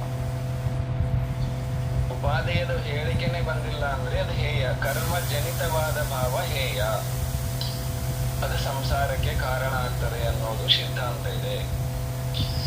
ಏನ್ ಮಾಡ್ಲಿ, ನನ್ನ ಕರ್ಮ ಹಿಂಗ ಇದೆ ಅದಕ್ಕ ನಾ ಹಿಂಗ್ ಮಾಡ್ತೇನೆ ಅಂತೇವಲ್ಲ. ಇದು ಹೇಯ ಇದೆ, ಯೋಗ್ಯವಲ್ಲದ್ದು. ತಿಳಿದು ತಿಳಿದು ಬಯಸಿ. ನಿನ್ನೆ ಒಂದು ಪ್ರಶ್ನೆ ಇತ್ತು, ಅದ್ರ ವಿಡಿಯೋ ಕೂಡ ಕಳಿಸಿದ್ರು. ಅದ ವಿಷಯ ತುಂಬಾ ಚೆನ್ನಾಗಿ ಹೇಳಿದ್ದಾರೆ ಅದ್ರಲ್ಲಿ ಇನ್ನೊಂದು ಪ್ರಶ್ನೆಗೆ ಉತ್ತರ ಕೂಡ ಸಿಕ್ತು. ನಿನ್ನೆ ಇನ್ನೊಂದು ಪ್ರಶ್ನೆ ಬಂದಿತ್ತು, ಏನದು ಕೃಷ್ಣ ನೇಮಿನ ಸಂಬಂಧಿ ದ್ವೀಪಾಯನ ಮುನಿಗಳದ ಒಂದು ಪ್ರಶ್ನೆ ಇತ್ತಲ್ಲ. ಅದನ್ನೇ ನೀವು ಲಿಂಕ್ ಕಳಿಸಿದ್ದೀರಿ. ಅದರಲ್ಲಿ ತುಂಬಾ ಎಲ್ಲವನ್ನೂ ಚೆನ್ನಾಗಿ ಹೇಳಿದ್ದಾರೆ. ದ್ವೀಪಾಯನ ಮುನಿಗಳದ್ದು ಬಂದಿದೆ, ತಾವು ಕೇಳಿದಂತ ಪ್ರಶ್ನೆನೂ ಬಂದಿದೆ. ಧನ್ಯವಾದಗಳು ತಮಗೆ ಅದನ್ನು ಕಳಿಸಿದ್ದಕ್ಕೆ. ಆಮೇಲೆ ಅದ್ರಲ್ಲಿ ಏನ್ ಹೇಳಿದ್ದಾರೆ, ಅಲಂಘ್ಯ ಶಕ್ತಿ ಅನಲಂಘ್ಯ ಶಕ್ತಿ ಅಂದ್ರೆ ನಿಯತ ಮತ್ತು ಅನಿಯತ ಪರ್ಯಾಯಗಳನ್ನ ಕುರಿತು ಹೇಳಿದ್ದಾರೆ. ಅಲಂಘ್ಯ ಅಂದ್ರೆ ಭಗವಾನರು ಏನ್ ಕೇವಲ ಜ್ಞಾನದಿಂದ ತಿಳಿದಿದ್ದಾರೆ, ಆ ತಿಳಿದಂತದ್ರಲ್ಲಿ ನಾವು ಏನನ್ನು ಚೇಂಜ್ ಮಾಡ್ಲಿಕ್ಕೆ ಆಗೋದಿಲ್ಲಲ್ಲ. ಅವ್ರು ಏನ್ ತಿಳಿದಿದ್ದಾರೆ ಅದು ಹಾಗೆ ನಾವ್ ಅಂತೇವಲ್ಲ, ಇದು ಹಿಂಗ ಆಗೋದು, ಇದು ಹಿಂಗ ಆಗೋದಿತ್ತು ಅದಕ್ಕ ಹಿಂಗಾಯ್ತು ಅಂತೇವಲ್ಲ, ಅದ ಅಲಂಘ್ಯ ಶಕ್ತಿ. ನಿಯತ ಪರ್ಯಾಯ ಅಂತ ಅರ್ಥ. ಆಗೋದು ಹಾಗೆ ಆಗುತ್ತದೆ ಅಂತೇಳಿ, ಆಗೋದು ಇಲ್ಲ, ಅದು ಹಾಗೆ ಆಗತ್ತೆ ಅಂತೇಳಲ್ಲ, ಅದು ನಿಯತ, ಅದು ಅಲಂಘ್ಯ. ಮತ್ತೆ ಅದು ಫಿಕ್ಸ್ ಆಗೋಗಿರುತ್ತೆ, ಅದೇ ಪ್ರಕಾರನೇ ಆಗುತ್ತೆ, ಫಿಕ್ಸ್ ಆಗೋದು ಪ್ರಕಾರನೇ ಆಗತ್ತೆ. ಅದು ಅವ್ರು ಹೇಳಿದ್ಮೇಲೆ ಅದು ಹಾಗೆ ಆಗುತ್ತೆ ಅಷ್ಟೇ. ಅವ್ರಿಗೆ ಹೇಳಿದ ಮೇಲೆ ಅದು ಹಾಗೆ ಆಗಂಗಿಲ್ಲ, ಅದು ಆಗೋದನ್ನ ನೋಡಿ ಅವ್ರು ಹೇಳ್ತಾರೆ. ಅದು ಹೆಂಗಿದೆ ಅಂದ್ರೆ ತುಂಬಾ ಚೆನ್ನಾಗಿದೆ, ನೀವು ಕೇಳಿದ್ರಿ ಅದನ್ನ. ಎಷ್ಟ್ ಚಂದ ಇದೆ ಅಂದ್ರೆ, ಅದು ಒಂದು ಕನ್ನಡಿ ಇದೆ, ಕನ್ನಡಿ ಮುಂದೆ ನಿಂತು ನಾನು ನೃತ್ಯ ಮಾಡ್ತೇನೆ ಅಂತ ತಿಳ್ಕೊರಿ. ಕನ್ನಡಿಯಲ್ಲಿ ನೃತ್ಯ ಕಾಣಿಸ್ತಿದೆ ಅಂತ ನಾನು ನೃತ್ಯ ಮಾಡ್ತಾ ಇದ್ದೇನೋ, ನಾನ್ ನೃತ್ಯ ಮಾಡ್ತಾ ಇದ್ದೇನಂತ ಕನ್ನಡಿಯಲ್ಲಿ ಕಾಣಿಸ್ತಿದ್ದೇನೋ, ಅದು ತೋರಿಸ್ತಾ ಇದೆ ಅಂತ ನಾ ಮಾಡ್ತಾ ಇದ್ದೇನೋ, ಇನ್ನ ಮಾಡೋದಿದೆ, ಮಾಡೋದನ್ನ ಅದು ತೋರಿಸ್ತಾ ಇದೆ.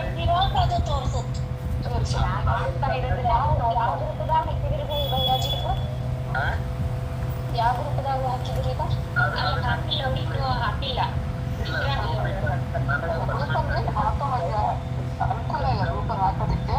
ಇಲ್ಲ, ಅಲ್ಲಿ ಓನ್ಲಿ ಅಡ್ಮಿನ್ ಇದೆ, ನಾ ಹಾಕ್ತೇನೆ, ನನ್ಗೆ ಕಳಿಸಿದ್ದಾರೆ, ನಾ ಹಾಕ್ತೇನೆ ಆಮೇಲೆ.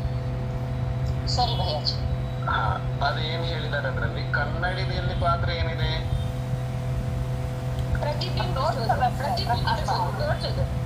ಕನ್ನಡಿ ನಾನು ಏನು ಅದ್ರ ಮುಂದೆ ಚಿತ್ರ ಅದ್ರಲ್ಲಿ ಕಾಣಿಸ್ತಾ ಇದೆ ಅಷ್ಟೇ. ಹಾಗೇನೆ ಕೇವಲ ಜ್ಞಾನದಲ್ಲಿ ನಾನು ಏನ್ ಮಾಡ್ತೇನೆ, ಮಾಡೋನಿದ್ದೇನೆ, ಅದೆಲ್ಲ ಕಾಣಿಸ್ತಿದೆ ಅಷ್ಟೇ. ಕಾಣಿಸಿದ್ದನ್ನ ಅವ್ರು ಹೇಳ್ತಿದ್ದಾರೆ, ಅವ್ರು ಹೇಳಿದ್ದಾರೆ ಅಂತ ನಾ ಮಾಡೋದಲ್ಲ. ಇದು ಅರ್ಥ, ಇದನ್ನ ಭಾವ ಬದಲಾವಣೆ ತಿಳ್ಕೊಂಡ್ರಿ ಅಂತಂದ್ರೆ ಅದು ಮುಂದಿನ ಈಸಿ ಆಗ್ತದೆ. ಕೇವಲ ಜ್ಞಾನಿಗಳು ಹೇಳಿದ ಹಾಗೆ ಎಲ್ಲ ಆಗೋದಿಲ್ಲ, ಅವ್ರು ಆಗೋದನ್ನೇ ಹೇಳಿರ್ತಾರೆ, ಅದಕ್ಕಾಗಿ ಎಲ್ಲ ಆಗುತ್ತೆ.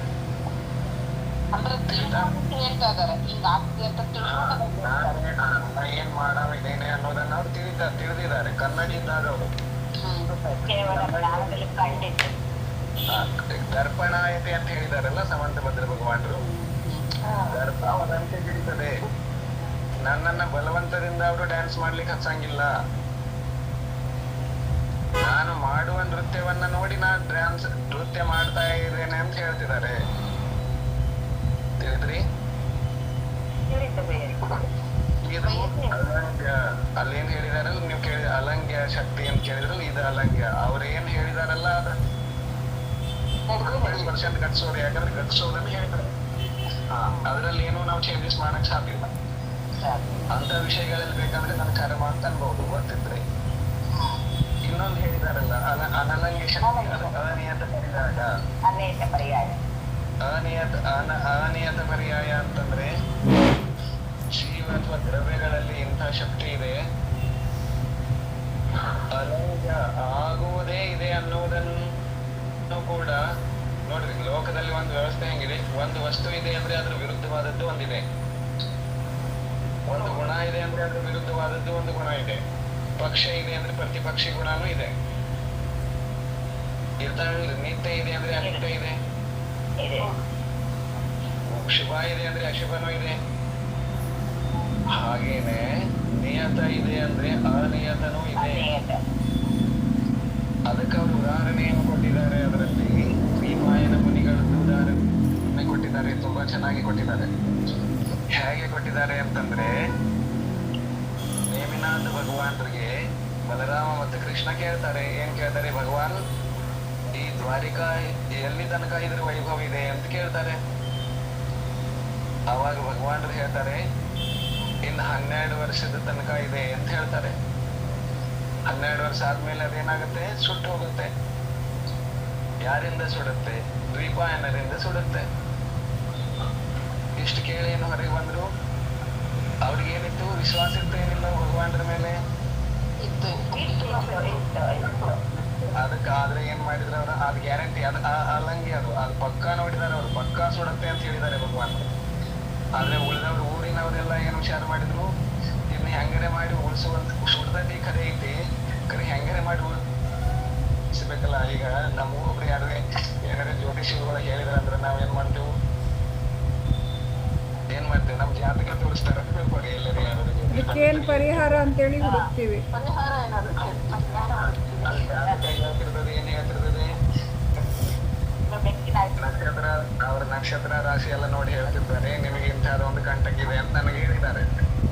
ನನಗೆ ಇಂಥದೊಂದು ಕಂಟಕ್ ಇದೆ ಅಂದ ಮೇಲೆ ನಾ ಮತ್ತ ಆ ಕಂಟಕ್ ಇದೆ ಅಂತ ಹೇಳಿದವನ್ನ ಕೇಳ್ತೇವೆ, ಇದನ್ನ ಪರಿಹಾರ ಹೆಂಗ್ ಮಾಡೋದು? ಅಲ್ಲಿ ನಕ್ಷತ್ರ ಹೇಳ್ತಾ ಇದ್ದಾವು ಕಂಟಕ್ ಇದೆ ಅಂತ, ಪಂಡಿತ್ ಹೇಳ್ತಿದ್ದಾನೆ ಹಿಂಗ್ ಮಾಡಿದ್ರೆ ಪರಿಹಾರ ಆಗುತ್ತೆ ಅಂತ. ಇದು 2 ರೀತಿ ಬದಲಾವಣೆ ಆಯ್ತಲ್ಲ, 2 ವಸ್ತುಗಳ ಕಂಡು ಬಂದವಲ್ಲ ಇಲ್ಲಿ, ಬಂದೇನಿಲ್ರಿ? ಹಾ, ಬಂದು ಅಂದ್ಮೇಲೆ ಆ ಪರಿಹಾರ ಮಾಡೋದಿದೆಯಲ್ಲ, ಇದು ಅನಲಂಘ್ಯ ಶಕ್ತಿ ಬುದ್ಧಿಯಿಂದ ಆಗ್ತದೆ. ಅಲ್ಲಿ ಕೃಷ್ಣ ಆಗ್ಲಿ ಉಳಿದವರಾಗ್ಲಿ ದ್ವೀಪಾಯನರಾಗ್ಲಿ ಏನ್ ಮಾಡಿದ್ರು? ಸುಡುವ ಎಲ್ಲ ವಸ್ತುಗಳನ್ನು ನಗರದಿಂದ ಹೊರಗೆ ಹಾಕಿಬಿಟ್ರು. ಅಂದ್ರೆ ಏನೇನು ಸುಡ್ಲಿಕ್ಕೆ ಹಾನಿಕಾರಕ ವಸ್ತುಗಳಿರ್ತವೆ, ನಶೆಗಳಾಗ್ಲಿ, ಶರಾಬಗಳಾಗ್ಲಿ, ಅಥವಾ ಇನ್ನಿತರ ವಿನಾಕಾರಣ ವ್ಯರ್ಥವಾಗಿ ಬಳಸುವಂತ ಅಗ್ನಿಕಾರಕ ವಸ್ತುಗಳಾಗ್ಲಿ, ಮತ್ತೆ ಯಾರ ನಿಮಿತ್ತದಿಂದ ದ್ವೀಪಾಯನರು ಕೂಡ ವಿಚಾರ ಮಾಡಿದ್ರು. ಈಗ ಅವರು ಶ್ರಾವಕಿದ್ರು. ಶ್ರಾವಕಿದ್ದಾಗ ಏನಾಯ್ತು? ನಾನು ಶ್ರಾವಕ ಇದ್ರೆ 12 ವರ್ಷದಾಗ ಎಲ್ಲರೇ ಬಹುಶಃ ನಮ್ದು ತಲೆ ಕೆಟ್ಟು ಎಲ್ಲಾ ಸುಡು ಕಾರ್ಯಗಳನ್ನ ಮಾಡ್ಬೋದು.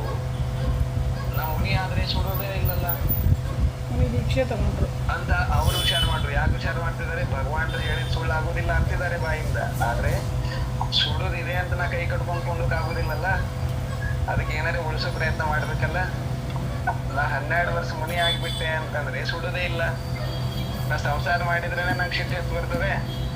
ಮತ್ ಸಂಸಾರ ಮಾಡ್ಲಿಲ್ಲ ಅಂದ್ರೆ ಮುನಿ ಆಗ್ಬಿಟ್ರೆ ಶಾಂತಿಯಿಂದ ಅರಣ್ಯದಲ್ಲಿ ಇರ್ಬೋದಲ್ಲ. ನನ್ನ ಹತ್ರ ಸುಡುವಂತ ಯಾವ ವಸ್ತುಗಳು ಇರಂಗಿಲ್ಲಲ್ಲ. ಹಂಗ ವಿಚಾರ ಮಾಡಿ ಅವ್ರು ಮುನಿಯಾಗಿ ಹೋಗಿಬಿಟ್ರು. ಈ ಕಡೆ ಕೃಷ್ಣ ಏನ್ ಮಾಡಿದ್ರು? ಅನವಶ್ಯಕವಾಗಿ ನಶೆ ಇರುವಂತ ಎಲ್ಲ ಪದಾರ್ಥಗಳನ್ನು ನಗರದಿಂದ ಅರಣ್ಯಕ್ಕೆ ಹಾಕಿಸ್ಬಿಟ್ರು. ಆದ್ರೆ ಇದೇನಿತ್ತು? ಭಗವಾನ್ರು ಏನ್ ಹೇಳಿದ್ರು? 100% ಅಂತ ಹೇಳಿದ್ರು, ಅದನ್ನ ಸುಟ್ಟೇ ಸುಡ್ತದೆ. ಅಂದ್ರೆ ಅದು ಇವ್ರು ಏನೇನ್ ತಯಾರಿ ಮಾಡ್ತಿದ್ರು ಅದೆಲ್ಲ ಅವ್ರ ವಿಚಾರದಲ್ಲಿ, ಬುದ್ಧಿಯಲ್ಲಿ ಏನಿತ್ತು? ಉಳಿಸ್ಬೇಕು. ಆದ್ರೆ ಅದು ಪರ್ಯಾಯ ಹೆಂಗಿತ್ತು? ಇತ್ತು. ಭಗವಾನ್ ಸುಟ್ಟೇ ಸುಡ್ತದೆ ಅಂತ ಆಪ್ಷನ್ ಅಂತ ಹೇಳಿರ್ಲಿಲ್ಲ ಅವರು. ಅಲ್ಲಿ ಅವರು ಕೃಷ್ಣನ್ಗೆ ಬಲರಾಮನ್ಗೆ ನಂಬಿಕೆ ಇಲ್ಲ ಅಂತ ಆಯ್ತು ಭಯ್ಯಾಜಿ. ಇಲ್ಲ, ನಂಬಿಕೆ ಪ್ರಶ್ನೆ ಇಲ್ಲ. ಅದನ್ನ ಹೇಳ್ತಾ ಇದ್ವಿ. ಸಂಸಾರಿ ಜೀವದ ಬುದ್ಧಿನೇ ಹಂಗ್ ಕೆಲಸ ಮಾಡ್ತದೆ ಅಂತ ಹೇಳಿದ್ದಾರೆ ಮಹಾರಾಜರಲ್ಲಿ. ಅಲ್ಲಿ ಅವರು ಅಲ್ಲಿ ಆ ಶಬ್ದ ಕೂಡ ಹೇಳಿದ್ದಾರೆ ಮಹಾರಾಜರು. ಭಗವಾನ್ರು ಏನೋ ಹೇಳಿದ್ರು, ಅಲ್ಲಿ ಕುಂತಿದಾರ ಅವ್ರು ಹೇಳ್ಯಾರಂತೆ, ಸುಮ್ಮ ಬಿಡಾಕ್ ಬರ್ತೇನೆ, ಸಂಸಾರ ಬಿಡಂತಾರಪ್ಪ, ನಮ್ಗ ಬಿಡುದೈತೆ. ಭಯ್ಯಾಜಿ ಎಷ್ಟೊಂದ್ ಜನ ದೀಕ್ಷೆನೂ ತಗೋತಾರಲ್ವಾ, ಇನ್ನೇನು ಆಪ್ಷನ್ ಇಲ್ಲ. ಎಷ್ಟೋ ಜನ ಎಲ್ಲರೂ ಹೋದ್ರೇನು?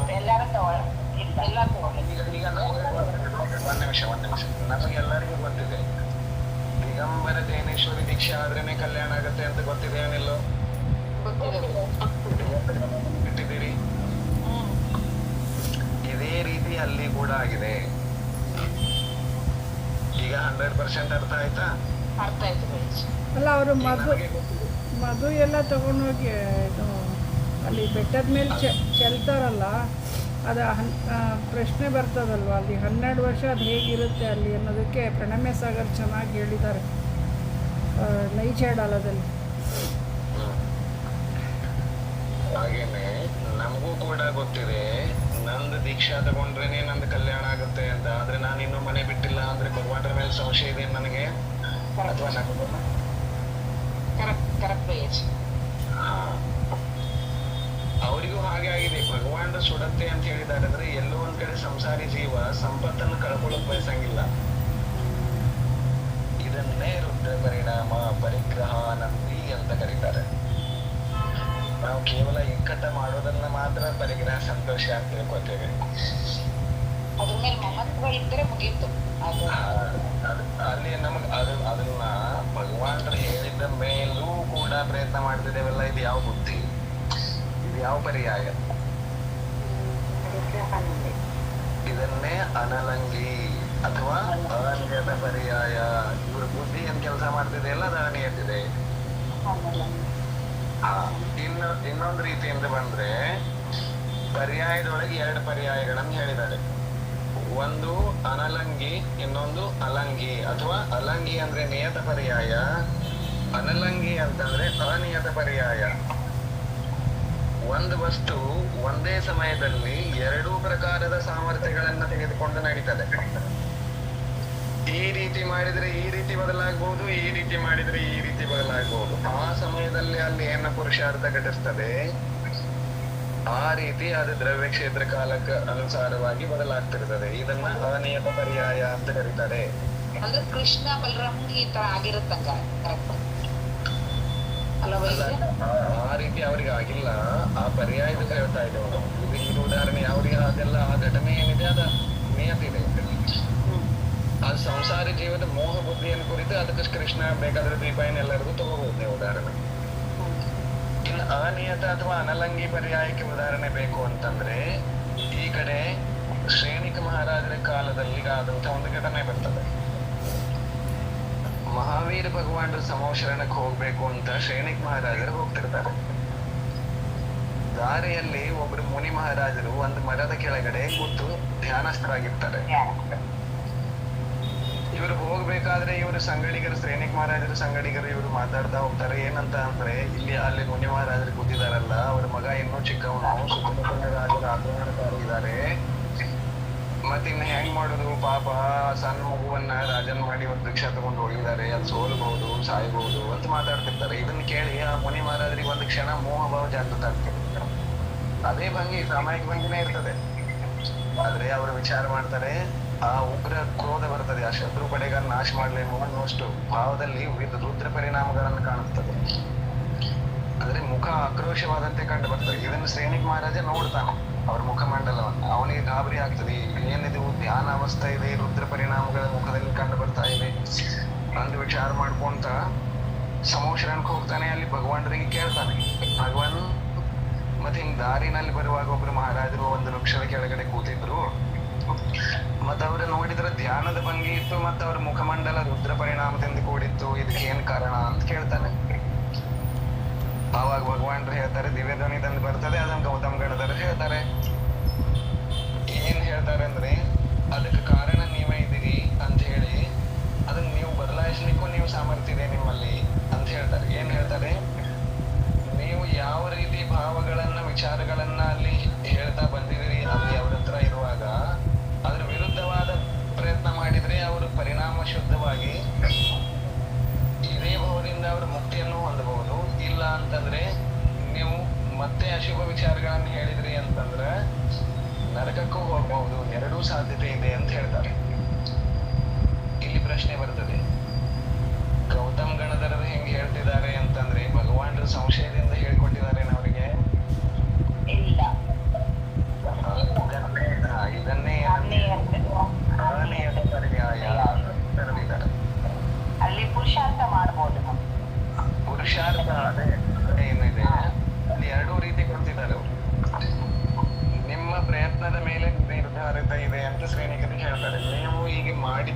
ಯುದ್ಧ ಮಾಡಿದ್ರಿ ಅಂದ್ರೆ ಅವ್ರಿಗೂ ಸ್ವರ್ಗ ಮೋಕ್ಷ ಆಗ್ಬಹುದು. ಮಾಡಿರೋ ತರಾನೇ ಮಾಡಿ ಹೋದ್ರಿ ಅಂದ್ರೆ ನರ್ಕಕ್ಕೆ ಹೋಗ್ಬೋದು ನೋಡ್ರಿ. ಅದನ್ನೇ ಋಷಭ ದೇವರು ನೀವು 24ನೇ ತೀರ್ಥಂಕರ ಆಗ್ತೀರಿ ಅಂತ ಡೆಫಿನೆಟ್ಲಿ ಹೇಳಿದ್ದಾರೆ. ಒಂದು ಕೂಡಿ ಸಾಗರದ ಮೊದಲು ಮರೀಚಿಗೆ ನೀವು ಈ ಕಾಲದ 24ನೇ ತೀರ್ಥಂಕರ ಡೆಫಿನೆಟ್ಲಿ ಹೇಳಿದ್ದಾರೆ. ನೀವು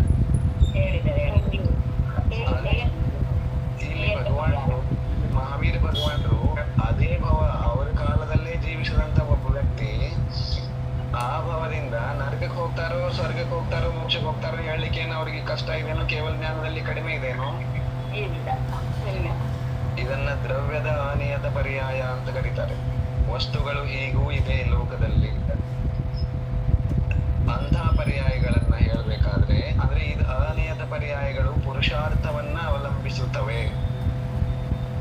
ನಿಯತ ಪರ್ಯಾಯಗಳು ಪುರುಷಾರ್ಥ ಬೇಕಾದಷ್ಟು ಮಾಡಿದ್ರೂ ಅದು ಘಟಿಸುವುದು ಘಟಿಸುತ್ತದೆ. ಬೇಕಾದ ಪ್ರಯತ್ನ ಮಾಡಿದ್ರೂ ಅದು ನಿಯತ ಬದಲಾಗೋದಿಲ್ಲ ಅನ್ಲಿಕ್ಕೆ ಅಲ್ಲಿ ಅಲಂಘಿ ಭಾವ ಅಂತ ಹೇಳಿದ್ದಾರೆ. ಅಲಂಘಿ ಅಂತ ಹೇಳಿದ್ದಾರೆ ಅಲ್ಲಿ ಎಲ್ಲಿ ಮಹಾರಾಜರ ಪ್ರವಚನದಲ್ಲಿ ಅವರಲ್ಲ ಆ ವಿಷಯದಲ್ಲಿ ಅಲಂಘಿ ಮತ್ತು ಅನಲಂಘಿ ಅಂತ ಶಬ್ದ ಬಳಸಿದ್ದಾರೆ. ಅಲಂಘಿ ಅಂದ್ರೆ ಉಲ್ಲಂಘನೆ ಮಾಡಲಾರದಂತಹ, ಅನಲಂಘಿ ಅಂದ್ರೆ ಟ್ರಸ್ಟ್ ಅಲ್ಲ, ಜೋ ಹೈ ವಹಿ ಹೋಗ, ಜೋ ಹೋಗ ವಹಿ ಹೋಗ. ಏನಾಗೋದಿದೆ ಅದೇ ಆಗೋದು ಅನ್ನೋದಿದೆ ಅಲ್ಲ, ಅದು ಅಲಂಘಿ. ಅಂದ್ರೆ ಲಂಘನ ಮಾಡ್ಲಿಕ್ಕೆ ಸಾಧ್ಯ ಇಲ್ಲ, ಅದು ತಪ್ಪಲಿಕ್ಕೆ ಸಾಧ್ಯ ಇಲ್ಲ, ಅದು ಅಲಂಘಿ. ಅನಲಂಘಿ ಅಂದ್ರೆ ಪ್ರಯತ್ನದಿಂದ ಬದಲಾಯಿಸಬಹುದು, ಪ್ರಯತ್ನಕ್ಕೆ ಅವಕಾಶವಿದೆ. ಇದು ಅನಲಂಘಿ, ಉಲ್ಲಂಘನೆಗೆ ಯೋಗ್ಯ ಇದೆ. ಆ ಪ್ರಕಾರ ಶ್ರೇಣಿಕ್ ಮಹಾರಾಜ ಏನ್ ಮಾಡ್ತಾರೆ, ವಾಪಸ್ ಹೋಗುವಾಗ ಏನ್ ಧನ್ಯ ಇದೆ ನಿಮ್ ತಪಸ್ಸು, ನಿಮ್ಮ ವೈರಾಗ್ಯ ಎಷ್ಟು ಅದ್ಭುತ ಇದೆ ಅಂತ ಹೇಳಿ ಎಲ್ಲ ಅವ್ರ ಗುಣಗಾನ ಮಾಡ್ತಾರೆ. ಆವಾಗ ಅವ್ರ ಮಗನನ್ನು ಅಲ್ಲಿ ಹೊಗಳ್ತಾರೆ. ನಿಮ್ಮ ಮಗ ಚಿಕ್ಕವನಿದ್ರು ಕೂಡ ಎಷ್ಟು ಪ್ರತಾಪಶಾಲಿ ಇದ್ದಾರೆ, ಎಷ್ಟು ಸಮರ್ಥವಾಗಿ ರಾಜಭಾರ ಮಾಡ್ತಿದ್ದಾರೆ ಅಂತೆಲ್ಲ ಮಾತಾಡಿದಾಗ ಆ ಮುನಿಗಳು ಅದನ್ನು ಕೇಳಿಸ್ಕೊತಾರೆ. ಅವಾಗ ಪರಿಣಾಮ ಏಕದಮ್ ಬದಲಾಗಿ ಬಿಡ್ತಾರೆ. ಓಹೋ, ನಾ ಎಂಥ ಉಗ್ರ ಭಾವ ಭಾವಿಸಿದೆ, ಜೈನೇಶ್ವರಿ ದೀಕ್ಷಾ ತಗೊಂಡ್ ನಾ ಎಂಥ ವಿಪರೀತ ಭಾವ ಮಾಡಿದೆ, ನೋವಾಗ ಕಾರಣ ಆಗುವಂತದ್ದು ಉಗ್ರ ಕ್ರೋಧ ಮಾಡಿದ್ನಲ್ಲ ಅದ್ ಮತ್ತೆ ಒಳಗಿಂದ ಒಳಗೆ ಅಲ್ಲೇನೆ ಏಕದಮ್ ಶಾಂತ ಆಗಿ, ಇಷ್ಟು ಶಾಂತ ಆದ್ರಲ್ಲ ಗಾದಿ ಕರ್ಮ ನಾಶ ಆಗಿಬಿಟ್ಟು. ಅವಸ್ಥಾ ಹೆಂಗಿತ್ತು, ಎರಡು ಅವಕಾಶ ಇತ್ತಲ್ಲಿ. ಅವರು ಸಂವತ್ಸರಣದಲ್ಲೇ ಇದ್ರು ಅಲ್ಲ ಅವರು? ಇಲ್ಲ, ಸಂವತ್ಸರ ಹೊರಗಡೆ ಇದ್ರು. ಅವ್ರು ಹೋಗಿ ಬರೋ ತನಕ ಅಲ್ಲಿ ಟೈಮ್ ಇತ್ತು.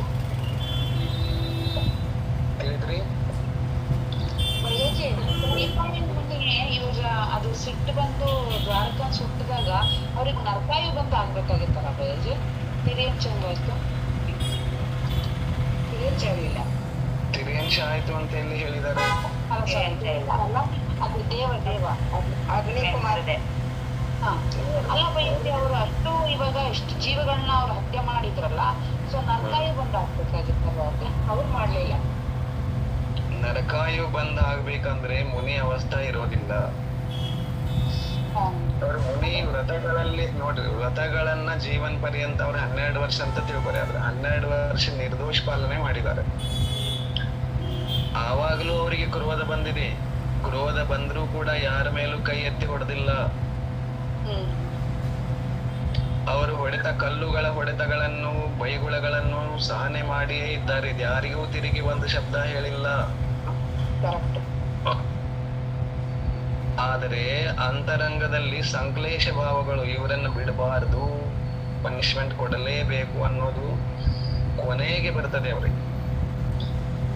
ಆದ್ರೆ ಆ ಮುನಿ ಅವಸ್ಥೆಯಲ್ಲಿ ಏನಿದಾರಲ್ಲ, ಮುನಿ ಅವಸ್ಥಾದಿಂದ ಅದಕ್ಕೆ ಹೇಳಿರೋದು ದ್ರವ್ಯಲಿಂಗಿ ಇರಲಿ ಏನೇ ಇರಲಿ, ಅಂದ್ರೆ ವ್ರತಗಳನ್ನ ಸುರಕ್ಷಿತವಾಗಿ ಇಟ್ಕೊಂಡಿದ್ರೆ ಅವರ ನಿಯಮದಿಂದ ದೇವಗತಿಗೆ ಹೋಗೋದು. ಮಿಥ್ಯಾ ದೃಷ್ಟಿ ಇರ್ಲಿ ಸಮ್ಯಕ್ ದೃಷ್ಟಿ ಇರ್ಲಿ, ವ್ರತಗಳ ಸುರಕ್ಷಿತ ಇದಾವಿಲ್ಲೋ ಚಿಂತೆ ಮಾಡುವಂಗಿಲ್ಲ, ದುರ್ಗತಿ ಆಗಂಗಿಲ್ಲ. ಅಂದ್ರೆ ಬೈಜಿ ಎಷ್ಟೊಂದ್ ಜನ ಮುನಿಗಳು ಇದಕ್ಕೆ ಕೆಳಗೆ ನರ್ಕಕ್ಕೆ ಹೋಗ್ತಾರೆ ಅಂತಲ್ಲ, ಅವ್ರು ಏನ್ ಮಾಡಿರ್ತಾರೆ ತಪ್ಪು ಅಂದ್ರೆ ಏನು? ವ್ರತಗಳನ್ನು ಗಾಳಿಗೆ ತೋರ್ತಾರೆ. ಯಾರಿಗೆ ಕೇವಲ ದಿಗಂಬರ ರೂಪ ಮಾತ್ರ ಇಟ್ಕೊಂಡು ಯಾವುದೇ ಋತಗಳಿಗೂ ಮಹತ್ವ ಇಲ್ಲದಂತೆ ಬದುಕ್ತಾ ಇದಾರಲ್ಲ, ಹಾ ಹಾ ಹಾ. ಅವ್ರು ಹೋಗಬಹುದು ಸಾಧ್ಯತೆ ಇದೆ. ಅಂದ್ರೆ ಚಾರಿತ್ರ ಕೆಟ್ರೆ ಹಂಗಾಗತ್ತ ಬಯ್ಯಾಜಿ? ಚಾರಿತ್ರನೂ ಕೆಡಬೇಕು, ಸಮ್ಯಕ್ತನೂ ಕೆಡಬೇಕು.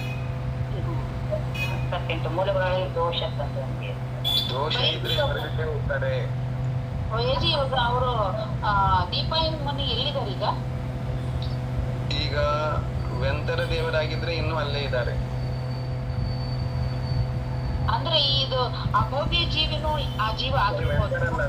ಸಾರಿ ವೆಂತರಲ್ಲ, ಅಗ್ನಿಕುಮಾರ್ ಅಂತಿದೆ ಅಲ್ಲ, ಜ್ಯೋತಿಷ್ಯದಲ್ಲಿ ಹೋಗ್ತಾರ. ಅಗ್ನಿಕುಮಾರ ಭವನವಾಸಿ, ದೇವ. ಭವನವಾಸಿಗಳ ಭೇದ ಅಗ್ನಿಕುಮಾರ ಆಗಿದ್ರೆ, ಅಗ್ನಿಕುಮಾರ್ ಇದ್ರೆ ಮಿನಿಮಮ್ 10,000 ವರ್ಷ ಅಂತ ಇದೆ ಅಲ್ಲ, ಮಿನಿಮಮ್ ಕಡಿಮೆ ಅಂತ ಇರ್ಲಿಕ್ಕೆ ಬಹುಶಃ 1 ಲಕ್ಷ 10 ಲಕ್ಷ ವರ್ಷ ಇರ್ಬೋದಲ್ಲ. ಹೌದು, ಅದು ಕರೆಕ್ಟ್. ಯಾಕಂದ್ರೆ ಈ ನೇಮಿನಾಥ ಭಗವಾನರಾಗಿ ಈಗ 86,500 ವರ್ಷ ಆಯ್ತು. 1 ಲಕ್ಷ ವರ್ಷ ಇದ್ರೂ ಕೂಡ ಇನ್ನೊಂದು 10,000 ವರ್ಷ ಇನ್ನು ಮಿನಿಮಮ್ ಇದ್ದೇ ಇರ್ತಾರೆ, ಕಡಿಮೆ ಹಿಡಿದ್ರು ಕೂಡ. ಯಾಕಂದ್ರೆ ಮುನಿ ಆದಂತವರು ಅಷ್ಟು ಕೇವಲ ಅತಿ ಲೀಸ್ಟ್ 10,000 ವರ್ಷಕ್ಕೇನ ಅಲ್ಲಿರಂಗಿಲ್ಲ, ಅದಕ್ಕಿಂತ ಹೆಚ್ಚೇ ಇರ್ತಾರೆ. ಹೌದು, ತಿಳಿತ್ರಿ? ತಿಳಿದು ಬಯ್ಯಾಜಿ. ಇನ್ನು ಮುಂದೆ ಹೋದ್ರೆ ಏನಿದೆ ವಿಷಯ. ಔದೈಕ ಭಾವ ಹೇಯ ಇದೆ, ಯೋಗ್ಯ ಅಲ್ಲ. ಕ್ರೋಧದಿಂದಾಗಲಿ, ಅಹಂಕಾರದಿಂದಾಗಲಿ, ಮಾಯಾಚಾರದಿಂದಾಗಲಿ, ಲೋಭದಿಂದಾಗಲಿ ನಮ್ಮಲ್ಲಿ ಏನ್ ಭಾವಗಳು ಉತ್ಪನ್ನ ಆಗ್ತಾವಲ್ಲ, ಅವು ಅಯೋಗ್ಯ ಇವೆ, ಯೋಗ್ಯ ಅಲ್ಲ, ಬಿಡಬೇಕು ಅಂತ ಹೇಳ್ತಿದ್ದಾರೆ. ಹೇಯ, ಅವು ಕರ್ಮಜನಿತವಿರೋದ್ರಿಂದ ಹೇಯ. ಮುಂದೆ ಬಯ್ಯಾಜಿ ಒಂದೇ ಒಂದು ಕ್ವಶನ್ ಈ ನಮ್ಮ ಸಾಧನೆ ಕೇಳಿದ್ರು. ಇವಾಗ ತೀರ್ಥಂಕರಿಗೆ ಇವಾಗ ಔದಾಯಿಕ ಭಾವ ಆಗುತ್ತಲ್ಲ ಬಯ್ಯಾಜಿ, ಅಂದ್ರೆ ಕರ್ಮ ಉದಯ ಬರುತ್ತಲ್ಲ, ಅದು ಇವಾಗ ಪುದ್ಗಲಕ್ಕೆ ಯಾಕಂದ್ರೆ ಅವ್ರಿಗೆ ಅಷ್ಟ ಪ್ರಾತಿಹಾರ್ಯ ಎಲ್ಲ ಇದಾಗುತ್ತಲ್ಲ, ಅವ್ರಲ್ಲಿ ಎಫೆಕ್ಟ್ ಆಗುತ್ತ, ಅವ್ರಿಗೆ ಭಾವ ಚೇಂಜ್ ಆಗಲ್ವಲ್ಲ ಅವ್ರಿಗೆ? ಈ ಕ್ವಶನ್ ಅವ್ರು ಕೇಳಿದ್ರು. ನೋಡು, ತೀರ್ಥಂಕರ ಪ್ರಕೃತಿ ಇದೆಲ್ಲ, ಆ ಅಷ್ಟ ಪ್ರಾತಿಹಾರ್ಯದಲ್ಲಿ ಸಂಭವಿಸ್ತಾ ಇದೆಯೋ ಏನ್ ಆ ಯಾವ ಜೀವ ಹೇಳ್ತಾ ಇದ್ರಿ ಆ ಜೀವದಲ್ಲಿ ಸಂಭವಿಸ್ತಾ ಇದೆ?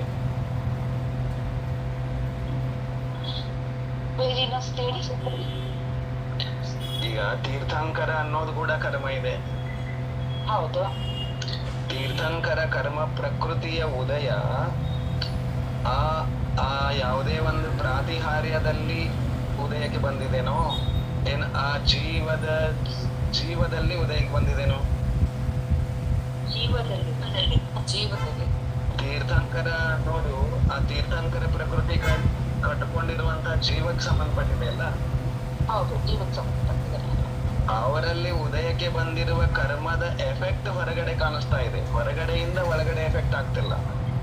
ಅಂದ್ರೆ ಅದು ಪುದ್ಗಲ ಆಗಿದೆ, ಈ ಜೀವಕ್ಕೆ ಆಗ್ತಾ ಇಲ್ಲ. ಹಂಗಾರೆ ಜೀವಕ್ಕೆ ಆಗ್ತಿಲ್ಲ ಅಂದ್ರೆ ನನಗೂ ಒಂದು ಸಿಂಹಾಸನ ಕೊಡಿ, ಒಂದು ಪ್ರಾತಿಹಾರಿ ಕೊಡಿ, ನನಗೂ ಛತ್ರತ್ರಯ ಕೊಡಿ, ನನಗೂ ಕೂಡ.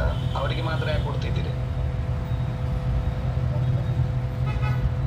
ಮಹಾವೀರ ಸ್ವಾಮಿಗೆ ಯಾಕೆ ಸಿಂಹಾಸನ ಕೊಟ್ರಿ?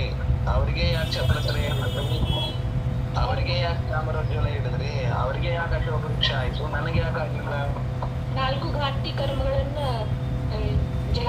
ಅದಕ್ಕೆ ಅಂದ್ರೆ ಬಯ್ಯಾಜಿ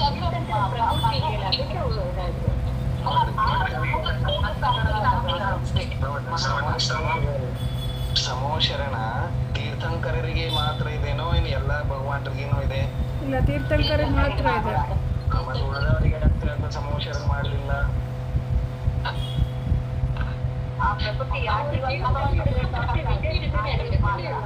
ಜೀವಕ್ಕೂ ಆ ಕರ್ಮಕ್ಕೂ ಸಂಬಂಧ ಇಲ್ಲ ಅಂದ್ಮೇಲೆ ಉಳಿದವರಿಗೂ ಸಮೋಶರಣ ಆಗ್ಬೋದೇ ಇಲ್ಲ. ಅಂದ್ರೆ ಬಯ್ಯಾಜಿ ಇವಾಗ ಭಾವದಲ್ಲಿ ಡಿಫ್ರೆನ್ಸ್ ಆಗ್ತಿರಲ್ಲ ಅಲ್ವಾ? ಯಾವ ಭಾವದಲ್ಲಿ? ಅಂದ್ರೆ ಇವಾಗ ಔದಾಯಿಕ ಭಾವ ಉದಯಕ್ಕೆ ಬರುತ್ತಲ್ಲ, ಇವಾಗ ಉದಾಹರಣೆ ಕೊಡಿ ನೋಡಿ. ಬರೀ ಔದಾಯಿಕ ಅಂದ್ರೆ ಕೆಲಸ ಬರೋದಿಲ್ಲ, ಒಂದ್ ಯಾವ್ದಾದ್ರು ಉದಾಹರಣೆ ಬೇಕು. ಯಾವ್ದಾದ್ರು ಒಂದು ಭಾವ, ಔದಾಯಿಕ ಭಾವದಲ್ಲಿ ಯಾವ ಭಾವ ತಗೊಂಡಿರಿ? ಇವಾಗ ಔದಾಯಿಕ ಭಾವದಲ್ಲಿ ಅವ್ರು ಕೇಳಿದ್ದು ಅಷ್ಟಪ್ರಾತಿ ಯಾರೆಲ್ಲ ಬಂತು, ಅಂದ್ರೆ ಸಂಸ್ಕರಣ ರಚನೆ. ಔದಾಯಿಕ ಭಾವದಿಂದ ಅಷ್ಟಪ್ರಾತಿಹಾರ್ಯ ಬಂತು ಅಂತ ಹೇಗೆ ಹೇಳ್ತೀರಿ?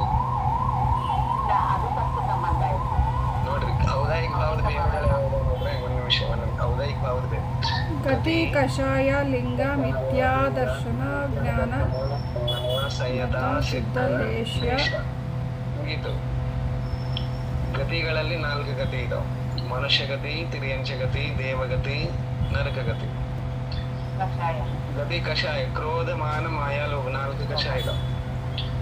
ಲಿಂಗ ಸ್ತ್ರೀಲಿಂಗ, ಪುಲ್ಲಿಂಗ, ನಪುಂಸಕಲಿಂಗ 3 ಲಿಂಗ ಇದಾವೆ. ಹೌದು.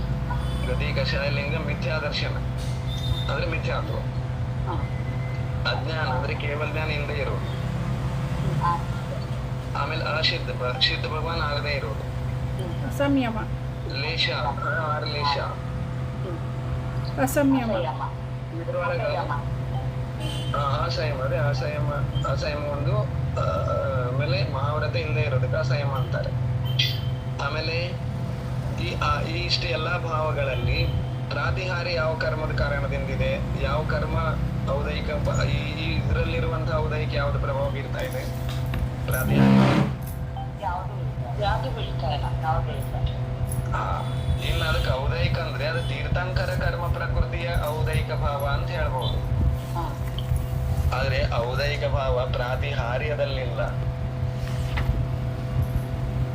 ಕರ್ಮ ಆ ಮಹಾವೀರ ಪ್ರಭುಗಳನ್ನ ಲೆಕ್ಕಕ್ಕೆ ತಗೊಂಡ್ರೆ ಮಹಾವೀರ ಪ್ರಭು ಅನ್ನುವಂತ ಜೀವದಲ್ಲಿ ಆ ತೀರ್ಥಂಕರ ಪ್ರಕೃತಿ ಉದಯಕ್ಕೆ ಬಂದಿರುವುದ ಕಾರಣದಿಂದ ಏನು ಭಾವ ಇದೆಯಲ್ಲ ಆ ಭಾವ ಇದೆ. ಇಲ್ಲಿ ಇರುವಂತಹ ಹೇಳಿರುವಂತಹ 21 ಪೈಕಿ ಯಾವುದು ಔದೈಕ ಭಾವ ಇಲ್ಲ. ಹೌದಿಲ್ಲ. ಅರ್ಥ ಆಯ್ತು? ಅರ್ಥ ಆಯ್ತು. ತೀರ್ಥಂಕರ ಪ್ರಕೃತಿ ಪುಣ್ಯದಿಂದ ಅದು ಉದಯಕ್ಕೆ ಬಂದಿದೆ. ಆದ್ರೆ ಇದು ಔದಾಯಿಕ ಭಾವ ಅಲ್ಲ. ನೋಡ್ರಿ, ತೀರ್ಥ ಅಂದ್ರೆ ಧರ್ಮ, ಕರ ಅಂದ್ರೆ ಮಾಡುವಂತವನು. ತೀರ್ಥಂಕರ ಅಂದ್ರೆ ಧರ್ಮವನ್ನು ಉಂಟು ಮಾಡುವವನು ತೀರ್ಥಂಕರ. ಇನ್ನು ಧರ್ಮವನ್ನ ಮಾಡುವವನು ಕರ್ಮದ ಜೊತೆಗೆ ಸಂಬಂಧ ಕೊಟ್ರಿ ಅಂತಂದ್ರೆ ಏನು ಹೋಗೋದಿಲ್ಲಿಗೆ. ಆದ್ರೆ ಅದು ಅತ್ಯಂತ ಉತ್ಕೃಷ್ಟ ಪುಣ್ಯ. ನೋಡ್ರಿ, ಶುಭ ಕರ್ಮಗಳ ಲಿಸ್ಟ್ ಅನ್ನು ನೋಡಿದಾಗ್ಲೂ ಕೂಡ ಅದ್ರದ್ದೊಂದು ಸಪರೇಟ್ ಕ್ಯಾಟಗರಿ ಬರ್ತದೆ.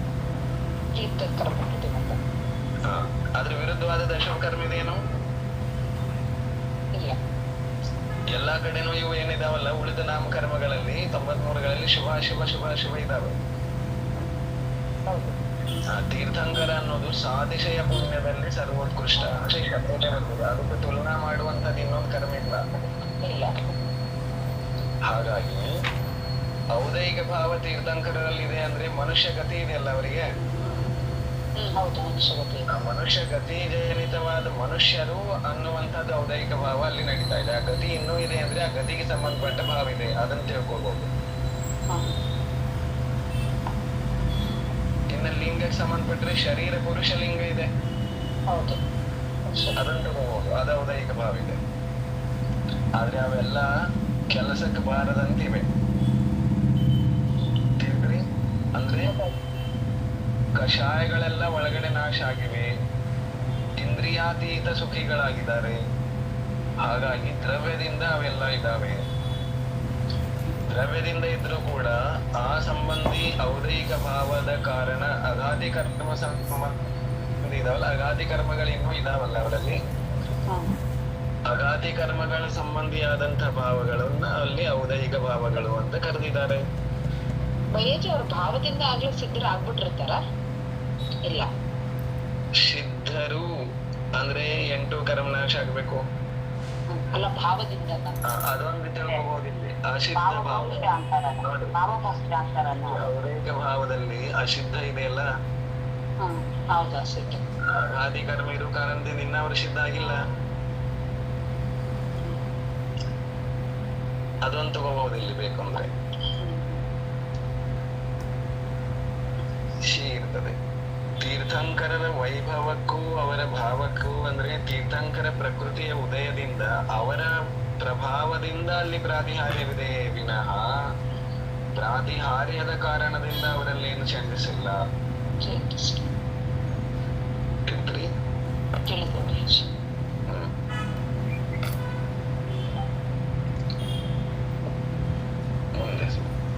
ಔದೈಕ ಭಾವವು ಜೀವಿಗೆ ವಿಕಾರವನ್ನು ಸೃಷ್ಟಿಸಲು ನಿಮಿತ್ತವಾಗುವುದು. ಕರ್ಮದ ಕಾರಣದಿಂದ ಜೀವದಲ್ಲಿ ಕರ್ಮದ ಬೆನ್ನ ಹತ್ತಿ ಹೋದೆವು ಅಂತಂದ್ರೆ ನಮ್ಮಲ್ಲಿ ವಿಕಾರಗಳೇ ಹೆಚ್ಚಾಗ್ತವೆ. ಕರ್ಮವನ್ನ ಜಯಿಸುವ ಪ್ರಯತ್ನ ಮಾಡಿದ್ರೆ ವಿಕಾಸ ಪ್ರಾರಂಭ ಆಗ್ತದೆ. ಇದು ನನ್ ಕರ್ಮ ಇದ್ದಂಗ ಐತಿ, ನಂಗೆ ಅದಕ್ಕ ಹಿಂಗಾಕತಿ ಅಂತೀವಿ ಅಂದ್ರೆ ವಿಕಾರ ಹೆಚ್ಚಾಗ್ತದೆ. ಕರ್ಮವನ್ನ ದೋಸ್ತ ಮಾಡ್ಕೊಂಡ್ರೆ ವಿಕಾರ, ಕರ್ಮವನ್ನ ಶತ್ರು ಮಾಡ್ಕೊಂಡ್ರೆ ವಿಕಾಸ. ತಿಳಿತು? ಔದಯಿಕ ಅಂದ್ರೆ ಕರ್ಮದ ಉದಯ. ಕರ್ಮದ ಉದಯ ಅಂದ್ರೆ ನಾವು ಕರ್ಮವನ್ನ ದೋಸ್ತ್ ಮಾಡ್ಕೊಂಡಾಗ, ಅಂದ್ರೆ ಎಲ್ಲ ನನ್ ಕರ್ಮ ಇದ್ದಂಗ, ನನ್ ಕರ್ಮ ಹಿಂಗಾಯ್ತು ಅನ್ಕೋತ ಹೋದಿವಂದ್ರ ನಾವ್ ಎಂದೂ ಉದ್ಧಾರ ಆಗುವುದಿಲ್ಲ. ಕರ್ಮವನ್ನ ಜಯಿಸ್ತೇನೆ ಅಂತ ಹೊರಟ್ರಿ ಅಂದ್ರೆ ಕಂಪಲ್ಸರಿ ಡೆವಲಪ್ ಆಗ್ತೀರಿ. ನಮ್ದು ಆವಾಗ ವಿಕಾಸ ಚಾಲು. ತಿಳಿತು? ಔದಯಿಕ ಭಾವದಿಂದ ವಿಕಾರಗಳೇ ಹೆಚ್ಚಿಸಲು ಸಾಧ್ಯವಾಗ್ತದೆ. ಜೀವಿಗಳ ಸಂಖ್ಯೆ ಅನಂತ, ಕ್ಷಯೋಪಶಮಿಕದಿಂದ ವಿಶೇಷ ಅಧಿಕ, 1ರಿಂದ 14ನೇ ಗುಣಸ್ಥಾನ ವರ್ತಿ. ಇವ್ರ ಸಂಖ್ಯಾನು ಅನಂತಿದೆ. ಯಾರದು? ಔದಯಿಕ ಭಾವದವ್ರದ್ದು. ಕ್ಷಯೋಪಶಮಿಕದವ್ರಿಗಿಂತನೂ ಸ್ವಲ್ಪ ಹೆಚ್ಚಿದೆ. ಎಷ್ಟು ಹೆಚ್ಚಿದೆ ಗೊತ್ತಿಲ್ಲ, ಅವರಿಗಿಂತ ಹೆಚ್ಚು ಅನ್ನೋದು ಪಕ್ಕ. ಅಂದ್ರೆ ಅನಂತ, ಅವ್ರದ್ದು ಅನಂತ ಇದೆ, ಇವ್ರದ್ದು ಅದಕ್ಕಿಂತ ಹೆಚ್ಚಿಗೆ ಸ್ವಲ್ಪ ಅನಂತ ಹೆಚ್ಚಿದೆ.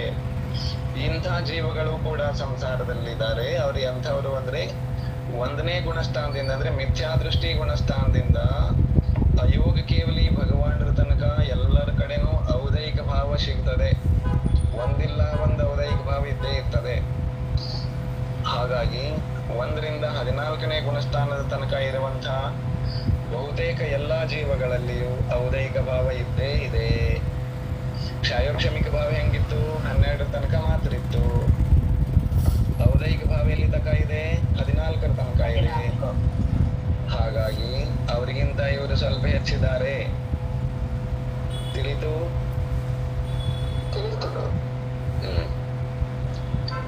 ಪಾರಿಣಾಮಿಕ ವೇದ ಗುರು ಹೇಗೆ ಉಪಾದೇಯ, ಆಶ್ರಯಿಸಲು ಯೋಗ್ಯವಾದ ಪರಮ ಉಪಾದೇಯ. ಪಾರಿಣಾಮಿಕ ಭಾವಗಳು ಇವು ಜೀವದ ಜೊತೆಗೆ ಯಾವತ್ತೂ ಇರುವಂತವುಗಳು ಮತ್ತು ಕರ್ಮದ ಉದಯ, ಉಪಶಮ, ಕ್ಷಯೋಕ್ಷಮ, ಕ್ಷಯ ಯಾವುದಕ್ಕೂ ಕೂಡ ಸಂಬಂಧಪಡದೆ ಇರುವಂಥದ್ದು. ಇಂಥ ಜೀವಗಳು, ಜೀವದ ಭಾವಗಳು, ಪಾರಿಣಾಮಿಕ ಭಾವಗಳು 3 ಪ್ರಕಾರ ಇದಾವೆ. ಯಾವ್ಯಾವ? ಜೀವತ್ವ, ಇಂಥ ಜೀವಗಳೇನಿದಾವೆ ಇವು ಸದಾ ಜೀವದ ಜೊತೆಗೆ ಯಾವುದಾದ್ರೂ ಅವು ಇದ್ದೇ ಇರೋದ್ರಿಂದ ಜೀವದಲ್ಲಿ ಜೀವತ್ವ ಇದೆಲ್ಲ. ಅದು ಹೇಯನೋ ಉಪಾದೇಯನೋ ಅಂತ ಕೇಳಿದ್ರೆ ಅದು ಹೇಯ ಉಪಾದೇಯ ಲೆಕ್ಕಕ್ಕೆ ಬರೋದಿಲ್ಲ. ಅದು ಆಶ್ರಯ ಯೋಗ್ಯ ಇದೆ. ಆ ಜೀವನ ಮಾಡೋದಾದ್ರ ಸ್ವಭಾವ ಇರೋದ್ರಿಂದ ಅದು ಆ ಜೀವಗತವಾಗಿ ಇರೋದ್ರಿಂದ ಅದು ಆಶ್ರಯಿತವಾಗಿರ್ತದೆ. ಹಾಗಾಗಿ ಅದನ್ನ ಬಿಟ್ಟು ಅದು ಇರಂಗಿಲ್ಲ. ಹಂಗೆ ಇವು ಅಂದ್ರೆ ಉಪಾದೇಯ, ಅವುಗಳನ್ನ ಬಿಟ್ಟು ಅವು ಇರಂಗಿಲ್ಲ ಅಂದ್ರೆ ಏನದು? ಅವು ಯಾವತ್ತೂ ಉಪಾದೇಯ, ಪರಮ ಉಪಾದೇಯ ಅಂತ ಹೇಳಿದ್ದಾರೆ. ಭವ್ಯತ್ವ ಭಾವದ ಪುರುಷಾರ್ಥದಿಂದ ವಿಶುದ್ಧ ಅನಂತ ಆತ್ಮ ಗುಣಗಳ ಲಾಭವಾಗುವುದು. ಇನ್ನು ಲಾಭ ನೋಡುತ್ತಾ ಹೋದ್ರೆ ಪರಿಣಾಮಿಕ ಭಾವದಲ್ಲಿ ಜೀವತ್ವದಿಂದ ಜೀವಿಸ್ತಾರೆ. ಭವ್ಯ ಇರ್ಲಿ ಅಭವ್ಯ ಇರ್ಲಿ ಎಲ್ಲರೂ ಜೀವಿಸ್ತಾರೆ. ಇನ್ನು ಭವ್ಯತ್ವ ಪಾರಿಣಾಮಿಕ ಭಾವದಿಂದ ಒಂದ್ ವೇಳೆ ಪುರುಷಾರ್ಥ ಮಾಡಿದ್ದೇ ಆದ್ರೆ ಜೀವದಲ್ಲಿರುವಂತಹ ಅತ್ಯಂತ ನಿರ್ಮಲವಾದ ಅನಂತ ಆತ್ಮಿಕ ಗುಣಗಳು ಪ್ರಕಟವಾಗ್ತವೆ. ಅಭವ್ಯತ್ವದಿಂದ ಪ್ರಕಟ ಆಗೋದಿಲ್ಲ. ಹೀಗೆ ಪಾರಿಣಾಮಿಕ ಭಾವದ ಸ್ವಭಾವ ಇದೆ. ಜೀವಿಗಳ ಸಂಖ್ಯೆ ಸಮಸ್ತ ಜೀವರಾಶಿ ಔದಯಿಕದಿಂದ ವಿಶೇಷ ಅಧಿಕ, 1ರಿಂದ 14ನೇ ಗುಣಸ್ಥಾನ ವರ್ತಿ ಮತ್ತು ಸಿದ್ಧ ಜೀವರಾಶಿ. ಅಂದ್ರೆ ಪಾರಿಣಾಮಿಕ ಜೀವರುಗಳ ಸಂಖ್ಯೆ, ಪಾರಿಣಾಮಿಕ ಭಾವಗಳುಳ್ಳ ಜೀವಗಳ ಸಂಖ್ಯೆ ಸಂಪೂರ್ಣ ಜೀವರಾಶಿ ಅಂತ ಹೇಳಿದ್ದಾರೆ. ಸಂಸಾರದಲ್ಲಿ ಮುಕ್ತರಲ್ಲಿ ಎರಡೂ ಕಡೆ ಜೀವಗಳಲ್ಲಿ ಪಾರಿಣಾಮಿಕ ಭಾವ ಇದೆ. ಸಿದ್ಧರಲ್ಲಿ ಭವ್ಯತ್ವದಿಂದ ಹೋಗಿರುವಂತಹ ಜೀವಗಳಿರ್ತವೆ. ಆಮೇಲೆ ಸಂಸಾರದಲ್ಲಿ ಭವ್ಯ ಅಭವ್ಯ ಎರಡೂ ಇರ್ತವೆ. ಮತ್ತೆ ಜೀವತ್ವ ಅಂತೂ ಸಿದ್ಧರಲ್ಲಿಯೂ ಇದೆ, ಸಂಸಾರದಲ್ಲಿಯೂ ಇದೆ. ಇವರು ಕೂಡ ಸಂಪೂರ್ಣ ಎಲ್ಲ ಜೀವಗಳು ಪಾರಿಣಾಮಿಕ ಭಾವ ಒಂದೇ ಇರ್ತವೆ. ಔದೈಕದವರಿಗಿಂತ ಸ್ವಲ್ಪ ಹೆಚ್ಚು, ಯಾಕೆಂದ್ರೆ ಇಲ್ಲಿ ಶತ್ರು ಸಂಖ್ಯೆನೂ ಕೂಡ್ತದೆ. ತಿಳಿತು?